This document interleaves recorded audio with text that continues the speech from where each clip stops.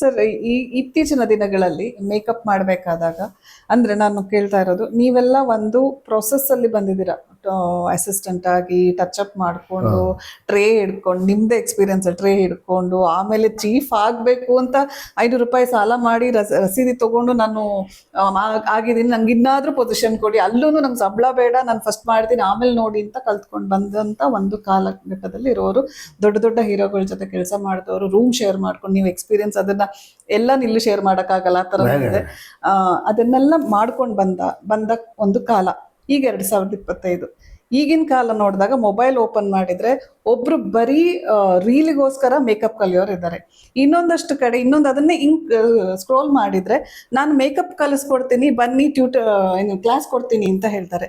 ಮತ್ತೊಂದಷ್ಟು ಜನರು ಯಾರು ನನ್ನ ಮದುವೆ ಆಗ್ತಾ ಇದೆ, ಯಾರಿಗೆ ಇಂಟ್ರೆಸ್ಟ್ ಇದೆ ಮೇಕಪ್ ಮಾಡ್ಕೊಳ್ಳೋಕೆ, ಮದುವೆ ಇರ್ಬೋದು, ಪ್ರೀ ವೆಡ್ಡಿಂಗ್ ಫೋಟೋಶೂಟ್ ಇರ್ಬೋದು, ನೀವು ಪ್ರೆಗ್ನೆಂಟ್ ಆಗಿದ್ರೆ ಪ್ರೆಗ್ನೆಂಟ್ ಫೋಟೋಶೂಟ್ ಇರ್ಬೋದು, ಈ ಥರ ಒಂದು ಕಾಲ ಈಗ. ಅದಕ್ಕೆ ಅವ್ರಿಗೆ ಸಿನಿಮಾದಲ್ಲಿ ಮಾಡಬೇಕು ಅಂತ ಆಸಕ್ತಿಗಿಂತ ಹೆಚ್ಚಾಗಿ ಬಿಸ್ನೆಸ್ ಇದು, ಎಲ್ಲಿ ದುಡ್ಡು ಬರುತ್ತೆ, ಎಷ್ಟು ದುಡ್ಡು ಬರುತ್ತೆ ಅಂತ ಹೇಳುವ ಒಂದು ಕಾಲ. ಆ್ಯಂಡ್ ನಾವೇ ಈಗ ನಮ್ಮ ಸಿನಿಮಾಕ್ಕೋ ಅಥವಾ ನಮ್ದು ಆ್ಯಡ್ ಶೂಟಿಗೂ ನಾವು ಮೇಕಪ್ ಮ್ಯಾನ್ಗಳನ್ನು ಅಪ್ರೋಚ್ ಮಾಡಿದಾಗ, ನಮ್ಮ ಜೊತೆ ಕೆಲಸ ಮಾಡಿದವರನ್ನೇ ಅಪ್ರೋಚ್ ಮಾಡಿದಾಗ ಅವರು ಯಾವ ರೀತಿ ಅಂತ ಹೇಳಿದ್ರೆ, sir full busy, wedding season ಅಥವಾ ಇನ್ನೇನೋ ಒಂದು ರೀಸನ್ ಹೇಳ್ತಾರೆ. ಆಯ್ತು ಸರ್, ನಿಮ್ಮಲ್ಲಿ ಬಂದು ಮಾಡ್ತೀನಿ, ನಮ್ಮ ಹುಡುಗರನ್ನ ಕಳಿಸ್ತೀನಿ, ಏನೋ ಕೊಡಿ ಸರ್ ಅಂದರೆ ಆ ಕೆಲಸದ ಮೇಲೆ ಶ್ರದ್ಧೆಗಿಂತ ಬಿಸ್ನೆಸ್ ಮೈಂಡೆಡ್ ಆಗಿರೋರು ತುಂಬ ಜನ. ಸೊ ನೀವು ನಿಮ್ಮ ಕಾಲಘಟ್ಟದವರ ಆಗಿರುವ ನಿಮಗೂ ಈಗಿನ ಜನ್ರೇಷನ್ಗೂ ನೀವು ಹೆಂಗೆ ಒಪ್ಕೊಳ್ತೀರಾ ಆ್ಯಂಡ್ ಹೇಗೆ ಆಕ್ಸೆಪ್ಟ್ ಮಾಡ್ತೀರಾ ಅಂತ? ಅಂದರೆ ನೋಡಿ, ಕಾಲ ಬದಲಾಗಿದೆ, ಜನ್ರೇಷನ್ ಬದಲಾಗಿದೆ ಅಂತ ನಾವು ಟ್ರೀಟ್ ಮಾಡ್ತಾ ಇದ್ದೀವಿ. ಮೇಕಪ್ ಅನ್ನೋದು ಶಬ್ದ ಉಟ್ಕೊಂಡಿರೋದು ಅಂತ ಕಾಲದಲ್ಲಿ, ಆ ಕಾಲದಲ್ಲಿ ಸ್ಟೇಜಿಂದ, ಡ್ರಾಮಾಗಳಿಂದ, ಅದಕ್ಕೆ ಕಂಟಿನ್ಯೂಷನ್ ಆಗಿ ಸಿನಿಮಾ. ಮೇಕಪ್ ಅಂತ ಶುರುವಾಗಿದ್ದೆ ಸಿನಿಮಾದಿಂದ, ನಾಟಕಗಳಿಂದ. ಅದೀಗ ಬೇರೆ ಥರ ವೈರಲ್ ಆಗಿದೆ, ಬೇರೆ ಬೇರೆ ಫ್ಯಾಷನ್ ಮತ್ತೊಂದು. ಬಟ್ ಈ ಥರ ಆದಾಗಿಂದ ಏನಾಗುತ್ತೆ, ಈಗ ಸಿನಿಮಾಗಳಲ್ಲಿ ನಾವು ಕೆಲಸ ಮಾಡುವಾಗ ಒಂದು ಬಜೆಟ್ ಅನ್ನೋದು ಒಂದು ಸಂಬಳ ಫಿಕ್ಸ್ ಮಾಡಿರ್ತಾರೆ. ಈ ಥರ ಜನಗಳೆಲ್ಲ ಈಗ ಮೇಕಪ್ಪನ್ನು ಇಂಟ್ರೆಸ್ಟ್ ಮಾಡ್ಕೊಂಡ್ಮೇಲೆ ಮದುವೆಗೆ ಇನ್ನೊಂದು ಮತ್ತೊಂದು ಹೇಳಿದ್ರು, ಒಬ್ಬರು 50,000 ಕೊಡ್ತಾರೆ, ಒಬ್ಬರು 30,000 ಕೊಡ್ತಾರೆ, ಒಬ್ಬರು 1,00,000 ಕೊಡೋರು ಇದ್ದಾರೆ. ಈ ಥರದಾಗ ಏನಾಗೈತೆ, ಈ ಪ್ರಾಕ್ಟಿಕಲಿ ಸಿನಿಮಾ ಕೆಲಸಕ್ಕೇ ಬರದೇ ಇರೋ ಥರ ಒಂದು ಸಿಚುವೇಶನ್ ಕ್ರಿಯೇಟ್ ಆಗಿದೆ ಈಗ. ಹೌದು, ನಾನು ಇದೊಂದು ಹೇಳಬೇಕು. ಯಾವ ರೀತಿ ಮಾತಾಡ್ಬಿಡ್ತಾರೆ ಅಂದರೆ, ಸರ್ ಅದೇ ನನಗೆ ವೆಡ್ಡಿಂಗು ತುಂಬ ಇವೆಂಟ್ಗಳಿದೆ, ಆಯ್ತು ಬಿಡಿ ನಿಮ್ಮ ಸಿನಿಮಾ ನಮ್ಮವರೇ ಅಲ್ವಾ, ನಾನು ಆಯ್ತು ಬಿಡಿ ನಮ್ಮನ್ನು ಯಾರ್ದೋ ಕಳಿಸ್ತೀನಿ, ಏನು ಕೊಡ್ತೀರಾ ಕೊಟ್ಟುಬಿಡಿ. ಅಂದರೆ ನೀವು ಹೇಳಿದಾಗೆ ಸಿನಿಮಾದಲ್ಲಿ ಸಂಬಳ ತಗೊಂಡು ನೀವು ಕೆಲಸ ಮಾಡಿದವರು, ಅದಕ್ಕೊಂದು ಬೆಲೆ ಕೊಟ್ಟವ್ರು. ಈಗಿನವ್ರೇನು, ಆಯ್ತು ಸಿನಿಮಾ ಅಲ್ವಾ, ಆಯ್ತು ಬಿಡಿ ನಮ್ಮವರೇ ಮಾಡ್ತಾರೆ, ಈ ರೀತಿ ಒಂದು ಉಡಾಫೆ. ಎಲ್ಲರನ್ನೂ ಹೇಳ್ತಿಲ್ಲ, ತುಂಬ ಜನರು ಈಗಲೂ ಅಷ್ಟೇ ಮರ್ಯಾದೆಯಿಂದ ಕೆಲಸ ಮಾಡ್ತಾರೆ. ಬಟ್ ತುಂಬ ಈ ರೀಸೆಂಟಾಗಿ ಹೊಸ ಮುಖಗಳು ಏನು ಬರ್ತಾ ಇದ್ದಾವೆ, ಅವ್ರ ಆ್ಯಟಿಟ್ಯೂಡ್ ಈ ಥರ ಇರುತ್ತೆ. ಅಂದರೆ ನಮ್ಮಲ್ಲಿ ಏನಿದೆ, ನಮ್ಮ ಈ ಕರ್ನಾಟಕ ಚಲನಚಿತ್ರ ವರ್ಣಾಲಂಕಾರ ಸಂಘ ಅಂತ ಏನಿದೆ, ನಮ್ಮಲ್ಲಿ ಒಂದು ರೂಲ್ಸ್ಗಳಿದ್ದಾವೆ. ಫಸ್ಟ್ ಪ್ರಿಫರೆನ್ಸು ಇದು, ನಮ್ಮಲ್ಲಿ ಇಷ್ಟೇ ಸಂಬಳ ತೊಗೋಬೇಕು, ಇಷ್ಟೇ ತೊಗೋಬೇಕು, ಈ ಥರನೇ ಪ್ರೊಡ್ಯೂಸರ್ಸು ಮತ್ತು ಡೈರೆಕ್ಟರ್ ಹತ್ರ ನೀವು ರಿಲೇಷನ್ಶಿಪ್ಪು ಹೊಂದಿರಬೇಕು. ಯಾವಾಗ ಅಗೌರವ ನಡ್ಕೋಬಾರ್ದು, ಗೌರವದಿಂದ ನಡ್ಕೋಬೇಕು. ಸಮ್ ಮನ್ಸಿನ ಏನೋ ಆದಾಗ ಪ್ರೊಡ್ಯೂಸರ್ಗೆ ಯಾವುದೇ ರೀತಿ ನಮ್ಮ ಕಡೆಯಿಂದ ತೊಂದರೆ ಆಗೋ ಥರ ನಡ್ಕೋಬೇಕಂತ ನಮ್ಮಲ್ಲಿ ಪ್ರತಿ ಸೆಕೆಂಡ್ ಸಂಡೇ ಮೀಟಿಂಗ್ಗಳು ಮತ್ತೊಂದು ಇದ್ದಾಗ, ಕಂಪ್ಲೇಂಟ್ಗಳು ಬಂದಾಗ ಅದನ್ನು ತಿದ್ದಿ ತಿಳುವಳಿಕೆ ಹೇಳೋದಲ್ಲ ಆವಾಗಿಂದನೂ ಮಾಡ್ತಾಯಿದ್ದಾರೆ. ನಮ್ಮ ಹಿರಿಯರು ಮಾಡ್ತಾಯಿದ್ರು, ನಾವು ಮಾಡಿದ್ದೀವಿ, ಈಗಿರೋರು ಮಾಡ್ಕೊತಾ ಇದ್ದಾರೆ. ಬಟ್ ಇಲ್ಲೇನಾಗಿದೆ, ಈ ad shoot, event, marriage, function, ಈ ರಿಸೆಪ್ಷನ್ ಇಂಥವೆಲ್ಲ ಬಂದಾಗ ಏನಾಗಿದೆ, ಈ ಕೆಲವೊಂದು ನಮ್ಮ ಯೂನಿಯನ್ಗೆ ಸಂಬಂಧ ಇಲ್ಲದೆ ಇರೋರು ಈ ಬ್ರೈಡಲ್ ಮೇಕಪ್ ಅಂತ ಹೆಸರು ಚೇಂಜ್ ಮಾಡಿಕೊಂಡು, ಈಗ ನಾವೇನಂದರೆ ನಮಗೆ ಸಿನಿಮಾ ಲೆಕ್ಕದಲ್ಲಿ ಒಂದು ಮೆಟೀರಿಯಲ್ಸ್ ಇರ್ಬೋದು, ಕೆಲಸ ಮಾಡೋದಾಗಿರ್ಬೋದು, ನಾವೊಂದು ಇತಿಮಿತಿಯಲ್ಲಿ ನಾವು ರಿಲೇಷನ್ಶಿಪ್ಪಲ್ಲಿ ನಮ್ಮ ಯೂನಿಯನ್ ರೂಲ್ಸ್ ಪ್ರಕಾರ ಫಾಲೋ ಮಾಡ್ಕೊಂಡು ಕೆಲಸ ಮಾಡ್ತೀವಿ. ಈ ಕೆಲವೊಬ್ಬರು ಏನು ಮಾಡಿದ್ದಾರೆ, ಒಂದು 2-3 ಸಿನಿಮಾ ಕೆಲಸ ಮಾಡಿರ್ತಾರೆ, ಒಂದು 4 ಸೀರಿಯಲ್ಲು ಕೆಲಸ ಮಾಡಿರ್ತಾರೆ. ಅವ್ರು ಇಮಿಡಿಯೇಟ್ಲಿ ಅವ್ರದ್ದೇ ಆದ ಒಂದು identity, relationship, mobile number, WhatsApp, ಒಂದು ಗ್ರೂಪ್ ಥರ ಮಾಡಿಕೊಂಡು ಅವ್ರು ಇಷ್ಟ ಬಂದಂಗೆ, ಈಗ ಯಾರೋ ಮಾಡೋ ತಪ್ಪಿಗೆ ಎಲ್ಲರೂ ಒಂದು ಹೊಣೆ ಆಗೋ ಥರ ಒಂದು ಸಿಚುವೇಶನ್ ಕ್ರಿಯೇಟ್ ಆಗಿದೆ. ಈಗ ಏನು ಮಾಡ್ತಾರೆ, ಏನು ಗೊತ್ತಿರಲ್ಲ, ಮದುವೆ ಒಂದು ಬಜೆಟ್ ಒಂದು 30 ಲಕ್ಷನೋ 50 ಲಕ್ಷನೋ ಕೋಟಿಗಟ್ಟಲೆ ಖರ್ಚು ಮಾಡಿ ಮದುವೆ ಆಗೋರಿದ್ದಾರೆ. ಅವರಿಗೆಲ್ಲ ಏನಾಗುತ್ತೆ 15 ಲಕ್ಷನ 20 ಲಕ್ಷ ಕೊಟ್ಟು ಒಂದು ಚೌಟ್ರಿ ಹಿಡಿದಾಗ 50,000 1 ಲಕ್ಷ ಒಂದು ಮೇಕಪ್ಗೆ ಅಂತ ಬಜೆಟ್ ಅವ್ರು ದೊಡ್ಡದು ಅನ್ಸಲ್ಲ. ಅದನ್ನ ಇವರು ಅಡ್ವಾಂಟೇಜ್ ತಗೊಂಡು ಈಗ ನಮ್ಮ ಸಿನಿಮಾದಲ್ಲಿ ನಾವು ಗೆಟಪ್ ಮಾಡಿ ಮೇಕಪ್ ಮಾಡಿದಾಗ ನಿಮ್ಮ ರಿಸಲ್ಟ್ ನೀವೇನ್ ಕೆಲಸ ಮಾಡಿದ್ರ ಅಂತ ನಿಮಗೆ ಕರೆಕ್ಟ್ ಮಾಡಿದ್ರೆ ಹೊಗಳಿಕೆ ಬರುತ್ತೆ, ಇಲ್ಲಾಂದ್ರೆ ನಿಮ್ಗೆ ಅದ್ರಿಗೆ ನೀನು ಕೆಲಸಗಾರನ ಅಲ್ವಾ ಅನ್ನೋದು ಪ್ರೂವ್ ಆಗುತ್ತೆ. ಆ ಭಯ ಇರುತ್ತೆ ನಮಗೆ.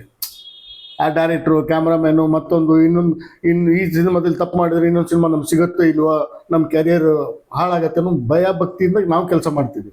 ಇಲ್ಲಿ ಪ್ರೀ ವೆಡ್ಡಿಂಗ್ ಶೂಟು ಮತ್ತೊಂದು ಒಂದಿನದ ಕೆಲಸ ಅದು. ಇವರು ಲೈಫ್ ಟೈಮಲ್ಲಿ ಅವ್ರು ಮೇಕಪ್ ಮಾಡ್ಕೊಂಡು ಹೋದವರು ಇವ್ರನ್ನ ಕರ್ಕೊಂಡು ಜೀವನ ಮಾಡಲ್ಲ, ಅವತ್ತಿಗೆ ಮುಗಿದೋಯ್ತು.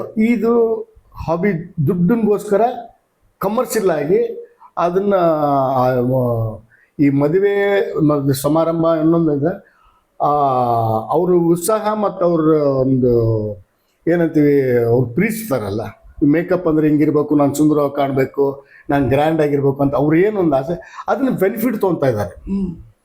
ಮಿಸ್ಯೂಸ್ ಮಾಡ್ತಾರೆ ಅಂತಾರಲ್ಲ, ಅವ್ರು ಒಳ್ಳೆತನನ ಮಿಸ್ಯೂಸ್ ಮಾಡ್ಕೊಂಡಂಗೆ.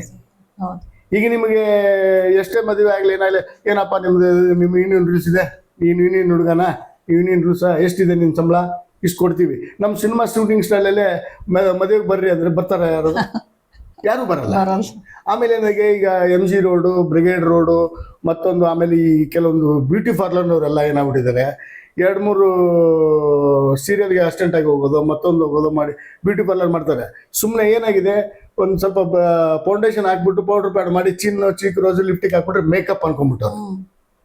ಮೇಕಪ್ ಬೇಸಿಕ್ ಮೇಕಪ್ದು ಒಂದು ವ್ಯಾಲ್ಯೂನೇ ಗೊತ್ತಿಲ್ಲ. ಕರೆಕ್ಟ್. ಹಿಂಗಾಗಿ ಈಗ ಆ ಥರ ಮ್ಯಾರೇಜಲ್ಲೆಲ್ಲ ಕೆಲಸ ಮಾಡೋರು ಕರ್ಕೊಂಡ್ಬಂದು ನಮ್ಮ ಶೂಟಿಂಗಲ್ಲಿ ಒಂದು ದಿವಸ ಬಿಡಿ ಒಂದು ಕ್ಯಾರೆಕ್ಟರ್ ಕೊಟ್ಟರೆ ಮಾಡ್ತಾರೆ ನೋಡೋಣ. ಜಡ್ಜ್ಮೆಂಟ್ ಇರಬೇಕಲ್ಲ. ಈಗ ಕ್ಯಾಮ್ರಾಮನ್ ಏನು ಕೇಳ್ತಾರೆ, ಇವತ್ತು ಡಿಜಿಟಲ್, ಅದರಲ್ಲೂ ನಾನು ಹೇಳಿದೆ ನಿಮಗೆ ನೆಗೆಟಿವಲ್ಲಿ ಈ ಥರ ಎಲ್ಲ ಇತ್ತು ಅಂತ. ಈಗ ಡಿಜಿಟಲ್, ಈಗ ನಾನು ಹೇಳ್ತೀನಿ, ಈಗ ಒಂದು ಮ್ಯಾರೇಜ್ 1 ಲಕ್ಷ ಸಂಬಳ ತೊಗೊಂಡು ಮದುವೆಗೆ ಗಂಡು ಹೆಣ್ಣಿಗೆ ಅಥವಾ ಅವ್ರ ಜೊತೆಗಿರೋ 4-5 ಜನಕ್ಕೆ ಹುಡುಗಿರಿಗೆ ಮೇಕಪ್ ಮಾಡಿಬಿಡ್ತಾರೆ, ಸೈ ಅನ್ನಿಸ್ಕೊಂಡ್ಬಿಡ್ತಾರೆ. ಒಂದು ಹೇರ್ ಡ್ರೆಸ್ಸರು, ಒಂದು ಸಾರಿ ವೇರಿಂಗ್ ಅಂತ ಒಂದು ಕರ್ಕೊಂಡು ಹೋಗ್ತಾರೆ. ಇವ್ರದ್ದು ಒಂದು ಟೀಮ್ ಇದು. ಅವ್ರಿಗೆ ಬಂದರೆ ಇವ್ರಿಗೆ ಹೇಳ್ತಾರೆ, ಇವ್ರು ಬಂದರೆ ಅವ್ರಿಗೆ ಹೇಳ್ತಾರೆ, ಒಂದು ಗ್ರೂಪ್ ಮಾಡ್ಕೊಂಡು ಕೆಲಸ ಮಾಡ್ತಾರೆ.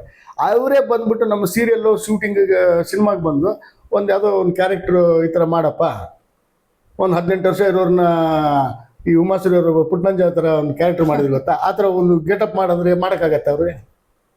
ಆ ವ್ಯಾಲ್ಯೂವೇ ಬೇರೆ. ಇದು ಜನ ಮರಳು ಜಾತ್ರೆ ಮರಳು ಉಂಡು ಹೋದ ಕೊಂಡು ಹೋದ ಅವತ್ತಿನ 24 hours ಏನು ಮ್ಯಾಜಿಕ್ ಮಾಡಿ ಸಂಪಾದನೆ ಮಾಡ್ತಾರೆ ಇವ್ರದ್ದು. ಬಟ್ ಆ ಮ್ಯಾಜಿಕಿನ ಸಂಬಳ ನಮ್ಮ ತೃಪ್ತಿ ಕೊಡಲ್ಲ. ನಮ್ಮ ಸಿನಿಮಾ, ನಮ್ಮ ಕೆಲಸ, ನಮ್ಮ ಅಚೀವ್ಮೆಂಟ್ ಏನಿರುತ್ತೆ, ಈ ಕ್ಯಾರೆಕ್ಟರ್ ಮಾಡಿದರೆ ಯಾರು ಮೇಕಪ್ ಮಾಡಿದ್ರೆ ಅಂತ ಕೇಳಬೇಕು ಅನ್ನೋ ಇಂಟೆನ್ಷನ್ ಇಟ್ಟು ಕ್ಯಾರೆಕ್ಟ್ರಿಗೆ ನಾವು ಶ್ರಮಪಟ್ಟು ಕೆಲಸ ಮಾಡ್ತೀವಿ.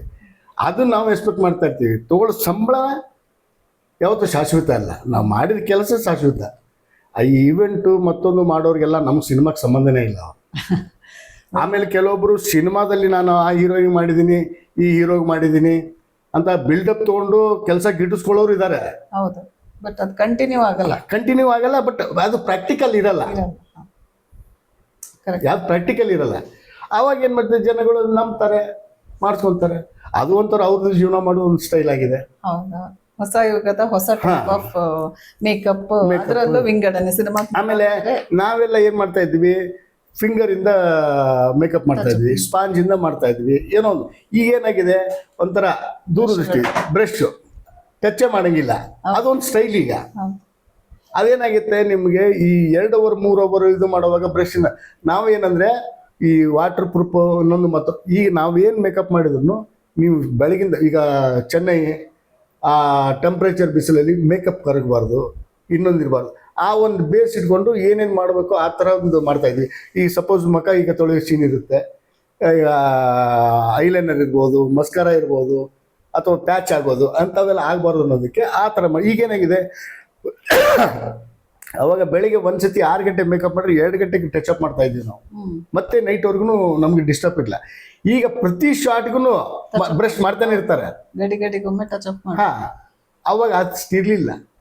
ಈಗ ಇವ್ರು ಮಾಡ್ತಾರೋ ಟೆಕ್ನಿಕಲ್ ಇಷ್ಟೇ, ಅದಕ್ಕೆ ಅಂಟ್ಕೊಂಡೇ ಇರಬೇಕು. ಅವಾಗ ಮೇಕಪ್ ಮ್ಯಾನ್ ಬೆಳಗ್ಗೆ ಒಂದ್ಸತಿ ಮೇಕಪ್ ಮಾಡಿ ಮತ್ತೆ ಟಚ್ ಅಪ್ ಮಾಡಿದ್ರು, ಮಿಕ್ಕಿದ ಅಷ್ಟೆಂಟ್ ನೋಡ್ತಾ ಇದ್ರು. ಈಗ ಎಲ್ಲಿಲ್ವೇ, ಯಾರು ಮೇಕಪ್ ಮಾಡಿರ್ತಾರೆ ಅವರೇ ಬ್ಯಾಗ್ ತಗ್ಲಾಕೊಂಡು 20 ಗಂಟೆ ಅಂಟ್ಕೊಂಡೇ ಇರ್ತಾರೆ. ಎಕ್ಸಾಕ್ಟ್ಲಿ. ಸೊ ಸರ್ ಆಯ್ತು, ಇಲ್ಲಿ ತನಕ ನಿಮ್ದೊಂದು ಮೇಕಪ್ ಜರ್ನಿ ಹೇಳಿದ್ರಿ, ಅದಾದ್ಮೇಲೆ ನೀವು ಡಿಸ್ಟ್ರಿಬ್ಯೂಷನ್ಗೆ ಬಂದ್ರಿ. ಅಂದ್ರೆ ನಿಮ್ದು ಎಕ್ಸ್ಪೀರಿಯನ್ಸ್ ಹೆಂಗಿದೆ ಅಂತ ಹೇಳಿದ್ರೆ, ನೀವು ಟಚಪ್ ಇಂದ ಶುರು ಮಾಡಿದ್ರು, ನೀವು ನೆಗೆಟಿವ್ ಇರ್ಬೋದು, ಡಿಜಿಟಲ್ ಪ್ರಪಂಚ ಇರ್ಬೋದು, ಡೈರೆಕ್ಷನ್ ಎಲ್ಲಾನು ಒಂದು ರೀತಿ ಅರ್ತ್ಕೊಂಡು ಬಂದು ಡಿಸ್ಟ್ರಿಬ್ಯೂಷನ್ಗೆ ಬಂದಿದ್ದೀರಾ. ನಮ್ಮ ಪ್ರಕಾರ ಮುಂಚೆ ಅಲ್ಲ, ಅಂದ ಕಾಲದಲ್ಲಿ ಡಿಸ್ಟ್ರಿಬ್ಯೂಷನ್ ಅಂತ ಡಿಸ್ಟ್ರಿಬ್ಯೂಟ್ರೇ ಮೊದಲು ಏನು ನೀವೇ ಹೇಳಿದ್ದು ಕೇಳ್ಕೊಂಡಿದ್ದು ನಾನು, ಸಿನಿಮಾ ಮುಹೂರ್ತ ಶುರು ಮಾಡ್ಬೇಕಾದ್ರೆ ಫೀಡಿಂಗ್ ಇರುವಂತದ್ದು ಕಾಲ ಅದು. ಈಗ ಹೇಗ್ ಪರಿಸ್ಥಿತಿ ಅಂದ್ರೆ, ಸಿನಿಮಾ ಎಲ್ಲ ಮಾಡಿ ಸಿನಿಮಾಕ್ಕೆ ಎಲ್ಲಾ ಹಾಕಿ ಡಿಸ್ಟ್ರಿಬ್ಯೂಟರ್ ಹತ್ರ ಅಣ್ಣ ಪ್ಲೀಸ್ ನಮ್ ದುಡ್ಡು ಕೊಡ್ತೀನಿ, ಸಿನಿಮಾನ ಒಂದಿನ ಆದ್ರೂ ನಿಲ್ಸಪ್ಪ ಅಂತ ಕೇಳ್ಕೊಳ್ಳುವಂತ ಒಂದು ಕಾಲದಲ್ಲಿ ನಿಲ್ತೀವಿ. ಅಂದ್ರೆ So, ನೀವು ಇದಕ್ಕೆ ಹೆಂಗ್ ಬಂದ್ರಿ? ಅಂಡ್ ನೀವು ಉತ್ತರ ಕರ್ನಾಟಕ, ಹೈದರಾಬಾದ್ ಕರ್ನಾಟಕ ಕಡೆಗೆ ಡಿಸ್ಟ್ರಿಬ್ಯೂಷನ್ ಮಾಡ್ತಿರೋದು. ಸೊ ನಿಮ್ಮ ಜರ್ನಿ ಹೇಗ್ ಶುರುವಾಯ್ತು? ನಾನು 2004ರಿಂದ ಡಿಸ್ಟ್ರಿಬ್ಯೂಷನ್, ನಾನು ಹೆಚ್ಚು ಕಡಿಮೆ 2000ಇಂದಲೇ ಈ ಥಿಯೇಟ್ರ್ಗಳಿಗೆ ಸಿನಿಮಾಗಳು ಎಚ್ ಮಾಡಾಕೋದು. ಚೆನ್ನೈಯಿಂದ ವಾಪಸ್ ಬೆಂಗಳೂರು ಬಂದೆ, ಇಲ್ಲೆಲ್ಲ ಇಂಡಸ್ಟ್ರಿ ಶಿಫ್ಟ್ ಆಯಿತು. ಸ್ವಲ್ಪ ಲೇಟಾಗೆ ಬಂದಾಗ ನಾನು 2098, 99, 2000 ರೇಂಜಿಗೆ ನಾನು ಶಿಫ್ಟ್ ಆದೆ ಚೆನ್ನೈಯಿಂದ. ಆವಾಗಿಂದ ನನಗೆ ಈ ಥಿಯೇಟ್ರ್ಗಳದ್ದು ಸ್ವಲ್ಪ ಲಿಂಕ್, ಈ ಉತ್ತರ ಕರ್ನಾಟಕದಲ್ಲಿ ಈ ಥಿಯೇಟ್ರ್ಗಳದ್ದು. ನಾನು ಒಂದು ಸೆಂಟ್ರ್, ಒಂದು 3-4 ಸೆಂಟ್ರ್ ಮೇಂಟೈನ್ ಮಾಡ್ತಾ ಇದ್ದೆ ಎಕ್ಸಿಬ್ಯೂಟರ್ ಆಗಿ. ವೀಕ್ಲಿ ಡಿಸ್ಟ್ರಿಬ್ಯೂಟರ್ ಪರಿಚಯ ಇರೋದ್ರಿಂದ ಅವ್ರ ಹತ್ರ ಕನ್ವಿನ್ಸ್ ಮಾಡಿ ಸಿನಿಮಾಗಳು ಹಾಕಿ, ಸಿನಿಮಾ ಶೂಟಿಂಗ್ಗಳು ಇದ್ದಾಗ ಯಾಕೆ ಟೈಮ್ ಪಾಸ್ ಮಾಡಬೇಕು ಅಂತ ಒಂದು ಬೇರೆ ಏನಾದ್ರು ಇನ್ಕಮ್ಗೆ ಒಂದು ಸೋರ್ಸ್ ನೋಡೋಂತ ಆ ಥರ ಎಕ್ಸಿಬ್ಯೂಷನ್ಗೆ ನಾನು ಎಂಟ್ರಿ ಆದೆ. ಅದಾದಮೇಲೆ 2004ರಲ್ಲಿ ಡಿಸ್ಟ್ರಿಬ್ಯೂಷನ್ ಸ್ಟಾರ್ಟ್ ಮಾಡಿದೆ. ಯಾವುದು ಮೊದಲು ಸಿನಿಮಾ ಸ್ವಾತಿ ಮುತ್ತು, ಸುದೀಪ್ ಸರ್. ನಾನು ಡಿಸ್ಟ್ರಿಬ್ಯೂಟರ್ ಆಗೋ ಕಾರಣನೂ ಕಾರ್ಯಕರ್ತರು ಅವರೇ. ಅದು ಮಾಡಿದೆ. ಅದಾದಮೇಲೆ ಆಟೋಗ್ರಾಫ್ ಮಾಡಿದ್ವಿ, ಅದಾದಮೇಲೆ ಹುಬ್ಬಳ್ಳಿ ಮಾಡಿದ್ವಿ. ಆದರೆ ಬಿಫೋರ್ ಮುಂಗಾರು ಮಳೆ, ಹುಬ್ಳಿ ಏರಿಯಾ ಅದು ಮಾಡಿದೆ. ದುನಿಯಾ, ಜಯಣ್ಣ ಎಂಟೈರ್ ಕರ್ನಾಟಕ ಅಂತ ಮಾಡೋ ಸಿನಿಮಾ ಹುಬ್ಳಿ ಏರಿಯಾಗೆ ನಾನು ರಿಲೀಸ್ ಮಾಡ್ತಾ ಇದ್ದೆ. ಆ ಥರ ಮಾಡಿಕೊಂಡು ಸುಮಾರು ಇದುವರೆಗೂ ಒಂದು 65-70 ಸಿನಿಮಾ ಮಾಡಿದ್ದೀನಿ. ರೆಕಗ್ನೈಸ್ ಸಿನಿಮಾಗಳು ಅಂದರೆ ಆ ಥರದ ಸಿನಿಮಾಗಳು ಬೇರೆ ಮಾಡಿದ್ದೀವಿ. ಅರಮನೆ ಮಾಡಿದೆ, ಗಜ ಮಾಡಿದೆ, ದರ್ಶನ್ ಅವ್ರದ್ದು ಬೇಕಾದಷ್ಟು ಸಿನಿಮಾ ಮಾಡಿ. ಈಗ ಏನಾಗಿದೆ, ಒಂದು ಟೈಮಲ್ಲಿ ಈಗ ನಾವು ಏನು ಮಾಡ್ತಾಯಿದ್ವಿ, ಮೊದಲು ಸಿನಿಮಾ ರಿಲೀಸ್ ಮಾಡುವಾಗ ಶೇರ್ ಬರುತ್ತೆ ಅಂತ ಎಕ್ಸ್ಪೆಕ್ಟೇಷನ್ ಸಿನಿಮಾ ಮಾಡ್ತಾಯಿದ್ವಿ. ಸಿನಿಮಾ ಮಾಡೋ ಉದ್ದೇಶನೇ ಸಂಪಾದನೆ ಮಾಡಬೇಕು ಅಂತ. ಥಿಯೇಟ್ರಿಂದ ಶೇರ್ ಬರುತ್ತೆ ಅಂತ ಸಿನಿಮಾ ಮಾಡಿರ್ತೀವಿ. ಈಗ ಹೆಂಗಿದೆ, ಈಗ ಒಂದು ಮೆಜೆಸ್ಟಿಕ್ಕಲ್ಲಿ ಮೈನ್ ಥಿಯೇಟ್ರ್ ಮಾಡಬೇಕಾ, ಇಷ್ಟು ಅಡ್ವಾನ್ಸ್ ಬಾಡಿಗೆ ಕೊಡಿ. ಈಗ ಹೀರೋಗಳಿದ್ದರೆ ಒಂದು ರೀತಿ ಬೇರೆ, ಹೊಸಬರಿದ್ದರು ಅಥವಾ ಸ್ಟಾರ್ಕಾಸ್ಟ್, ಒಂದು ಮಿಡ್ಲ್ ಕ್ಲಾಸ್ ಸ್ಟಾರ್ಕಾಸ್ಟ್ ಇತ್ತು, ಕಲೆಕ್ಷನ್ ಬರುತ್ತೋ ಇಲ್ಲೋ ನಂಬಿಕೆ ಇಲ್ಲ. ಆವಾಗ ನನಗೆ ಅಡ್ವಾನ್ಸ್ ಎಷ್ಟು ಕೊಡ್ತೀರಾ, ರೆಂಟ್ ಅಡ್ವಾನ್ಸ್. ಡಿಸ್ಟ್ರಿಬ್ಯೂಟರ್ ಮುಂಚೆ ಡಿಸ್ಟ್ರಿಬ್ಯೂಟರ್ ದುಡ್ಡು ಕೊಟ್ಟು ಸಿನಿಮಾ ಕೊಂಡ್ಕೊಳ್ಳೋರು, ಈಗ ಡಿಸ್ಟ್ರಿಬ್ಯೂಟರ್ಗೆ ದುಡ್ಡು ಕೊಟ್ಟು ನಾವು ಸಿನಿಮಾನ ನಿಲ್ಲಿಸ್ಕೊಳ್ಳುವಂತ ಒಂದು ಸಿಚುವೇಶನ್. ಅಂದ್ರೆ ಡಿಸ್ಟ್ರಿಬ್ಯೂಟರ್ ಕ್ಯಾರೆಕ್ಟರ್ ಕಮ್ಮಿ. ಏನಾಗತ್ತೆ, ನಿಮಗೆ ಮಾಗಡಿ ರೋಡಲ್ಲಿ ಥಿಯೇಟರ್ ಬೇಕಂದ್ರೆ ಅವ್ನು ಕೇಳ್ತಾನೆ, 10 ಸಿನಿಮಾ ಇರುತ್ತೆ ಆ ವಾರ, 10 ಸಿನಿಮಾ. ಒಬ್ಬೊಬ್ಬ ಡಿಸ್ಟ್ರಿಬ್ಯೂಟರ್ ಒಂದೊಂಥರ ಪ್ರೊಡ್ಯೂಸರ್ ಇರ್ತಾರೆ. ಈಗ ವೀರೇಶಲ್ಲಿ ಬೇಕು ರೀ, ನಮಗೆ ವೀರೇಶ ಬೇಕ್ರಿ ಅಂತ ಕೇಳ್ತಾರೆ ಪ್ರೊಡ್ಯೂಸರ್. ಅವಾಗ ಡಿಸ್ಟ್ರಿಬ್ಯೂಟರ್ ಅಪ್ರೋಚ್ ಮಾಡ್ತಾರೆ, ಹೌದಾ ಸರಿ ಇಷ್ಟು ಬಾಡಿಗೆ ಇದೆ, ಏನು ಅಡ್ವಾನ್ಸ್ ಕೊಡ್ತೀರಾ, ಕಲೆಕ್ಷನ್ ಆಗುತ್ತೆ ಅನ್ನೋ ಒಂದು ನಂಬಿಕೆ ಬೇಕು. ಇತ್ತೀಚಿನ ದಿನಗಳಲ್ಲಿ ಏನಾಗಿದೆ, ಥಿಯೇಟ್ರಿಗೆ ಜನ ಬರ್ತಾ ಇಲ್ಲ ಅನ್ನೋ ಒಂದು ಮೈಂಡ್ ಸೆಟ್ ಎಲ್ರಿಗೂ ಜಾಸ್ತಿ ಆಗ್ಬಿಟ್ಟಿದೆ. ಒಳ್ಳೆ ಸಿನಿಮಾ ಮಾಡಿದರೆ 100% ಥಿಯೇಟ್ರಿಗೆ ಜನ ಬಂದೇ ಬರ್ತಾರೆ, ಅದು ನೋ ಡೌಟ್ ಅಬೌಟ್. ಈ ಸೂಪ್ರಮ್ ಶೋ ಯಾರು ಸಾರ್ಕಾಸ್ಟ್ ಇಲ್ಲ, ಯಾಕೆ ಜನ ಬಂದರು, ಇದಕ್ಕೆ ನಿಮ್ಗೆ ಉತ್ತರ ಇಲ್ಲ. ಯಾಕೆ ಬಂದರು ಅಂತ ಕೇಳಿದ್ರೆ ಉತ್ತರ ಇಲ್ಲ, ಹೌದ್ರಾ? ಈಗ ಕಾಂತಾರ ಯಾಕೆ ಸೂಪರ್ ಹಿಟ್ ಆಯಿತು, ಜನ ಯಾಕೆ ಬಂದರು? ನಿಮ್ಗೆ ರೇಟ್ ಆಫ್ ಅಡ್ಮಿಷನ್ 100 ಇರೋಲ್ಲಿ 200, 300 ಮಾಡಿದ್ರು, ಆ ಪ್ರೈಸ್ ಕೊಟ್ಟೆ ಜನ ನೋಡಿದರು. ಅಂದರೆ ನಾವು ಜನಗಳಿಗೆ ಮೆಚ್ಚಿಸುವಂಥ, ಜನಗಳು ಇಷ್ಟಪಡುವಂಥ ಸಿನಿಮಾ ಮಾಡಿದರೆ ಜನ ಯಾವತ್ತೂ ಬೇಕಾದ್ರೂ ಬರ್ತಾರೆ. ಆಮೇಲೆ ಸಿನಿಮಾ ಮಾಡಿದ ಮೇಲೆ ಒಂದು ವಾರಕ್ಕೆ 4 cinema, 5 cinema, 6 cinema, 10 cinema release ಆಗಿದ್ದು ಉದಾಹರಣೆ ಇದೆ. 10 ಸಿನಿಮಾ ಆದಾಗ ಯಾವ ಥಿಯೇಟ್ರಿಗೆ ಯಾವ ಶೋ ಕೊಡಬೇಕು? ಎಷ್ಟೇ goodwill distributor theatre owner ಜೊತೆಗಿದ್ರು ಕೂಡ ಅಲ್ಲಿ ಕಾಸು ಕಾಣುತ್ತೆ, ರಿಲೇಷನ್ಶಿಪ್ ಸ್ವಲ್ಪ ಲೇಟಾಗಿ ಕಾಣುತ್ತೆ. ಜಯಣ್ಣ ಅಥವಾ ಬಸವರಾಜ್ ನೀವು ನೋಡಿರಿ ಇಂಥ ಸಿನಿಮಾ ತಂದಿದ್ದೀರಾ, ಅವ್ರು ಹಿಂಗೆ ಕೇಳ್ತಾ ಇದ್ದಾರೆ, ನನಗೆ ಅಡ್ವಾನ್ಸ್ ಬಾಡಿಗೆ ಕೊಡ್ತಾ ಇದ್ದಾರಪ್ಪ, ಏನು ಮಾಡೋದು? ಅಂದಾಗ ನಾವೇನು ನಮ್ಮ ಪ್ರೊಡ್ಯೂಸರ್ ಕೇಳ್ತೀವಿ ನೋಡ್ರಿ ಹಿಂಗಿದೆ, ಆವಾಗ ಅವ್ರು ಒಪ್ಕೊಂಡ್ರೆ ಓಕೆ. ಏನಾಗತ್ತೆ, ಎಲ್ಲೋ ಒಂದು 4 ಲಕ್ಷ ಇರುತ್ತೆ, 4 ಲಕ್ಷದಲ್ಲಿ ಏನು ಮಾಡ್ತೀವಿ ನಾವು, 2 ಲಕ್ಷ ಕೊಡ್ತೀವಿ ಸರ್ ಹಿಂಗೆ. ಆಮೇಲೆ ಹೆಂಗೆ ಕೇಳ್ತಾರೆ, ಏನಪ್ಪ ಕಲೆಕ್ಷನ್ ಮಾಡಲಿಲ್ಲ ಏನು ನಮಗೆ ಅಂತಾರೆ. ಸರ್ ಶೋ ಟಿಕೆಟ್ ಕಟ್ ಮಾಡಿಸೋದು, ಈ ಶೋ ಸ್ಟಾರ್ಟ್ ಆಗಿಬಿಟ್ಟಿದೆ, ಟಿಕೆಟ್ ಕಟ್ ಮಾಡಿಸಿ ಸಿನಿಮಾ ಥಿಯೇಟ್ರಿಗೆ ಜನ ಬಂದು ನೋಡಿ ಥಿಯೇಟ್ರಿಂದ ನಮ್ಗೇನು ಸಿಗುತ್ತೆ ಸಂಬಳ ದುಡ್ಡು ಅಂತ ಕಾಯೋದೊಂದು ಕಾಲ. ಈಗ ಸಿನಿಮಾನು ಮಾಡಿ ಥಿಯೇಟ್ರಿಗೆ ಬಾಡಿಗೆನೂ ಕಟ್ಟಿ ಟಿಕೆಟು ಹರಿಸಿ ಸಿನಿಮಾ ತೋರಿಸೋ ಪರಿಸ್ಥಿತಿ. ಆಗ ನಿರ್ಮಾಪಕರು ಏನು ಮಾಡಬೇಕು? ಈಗ ನಾವು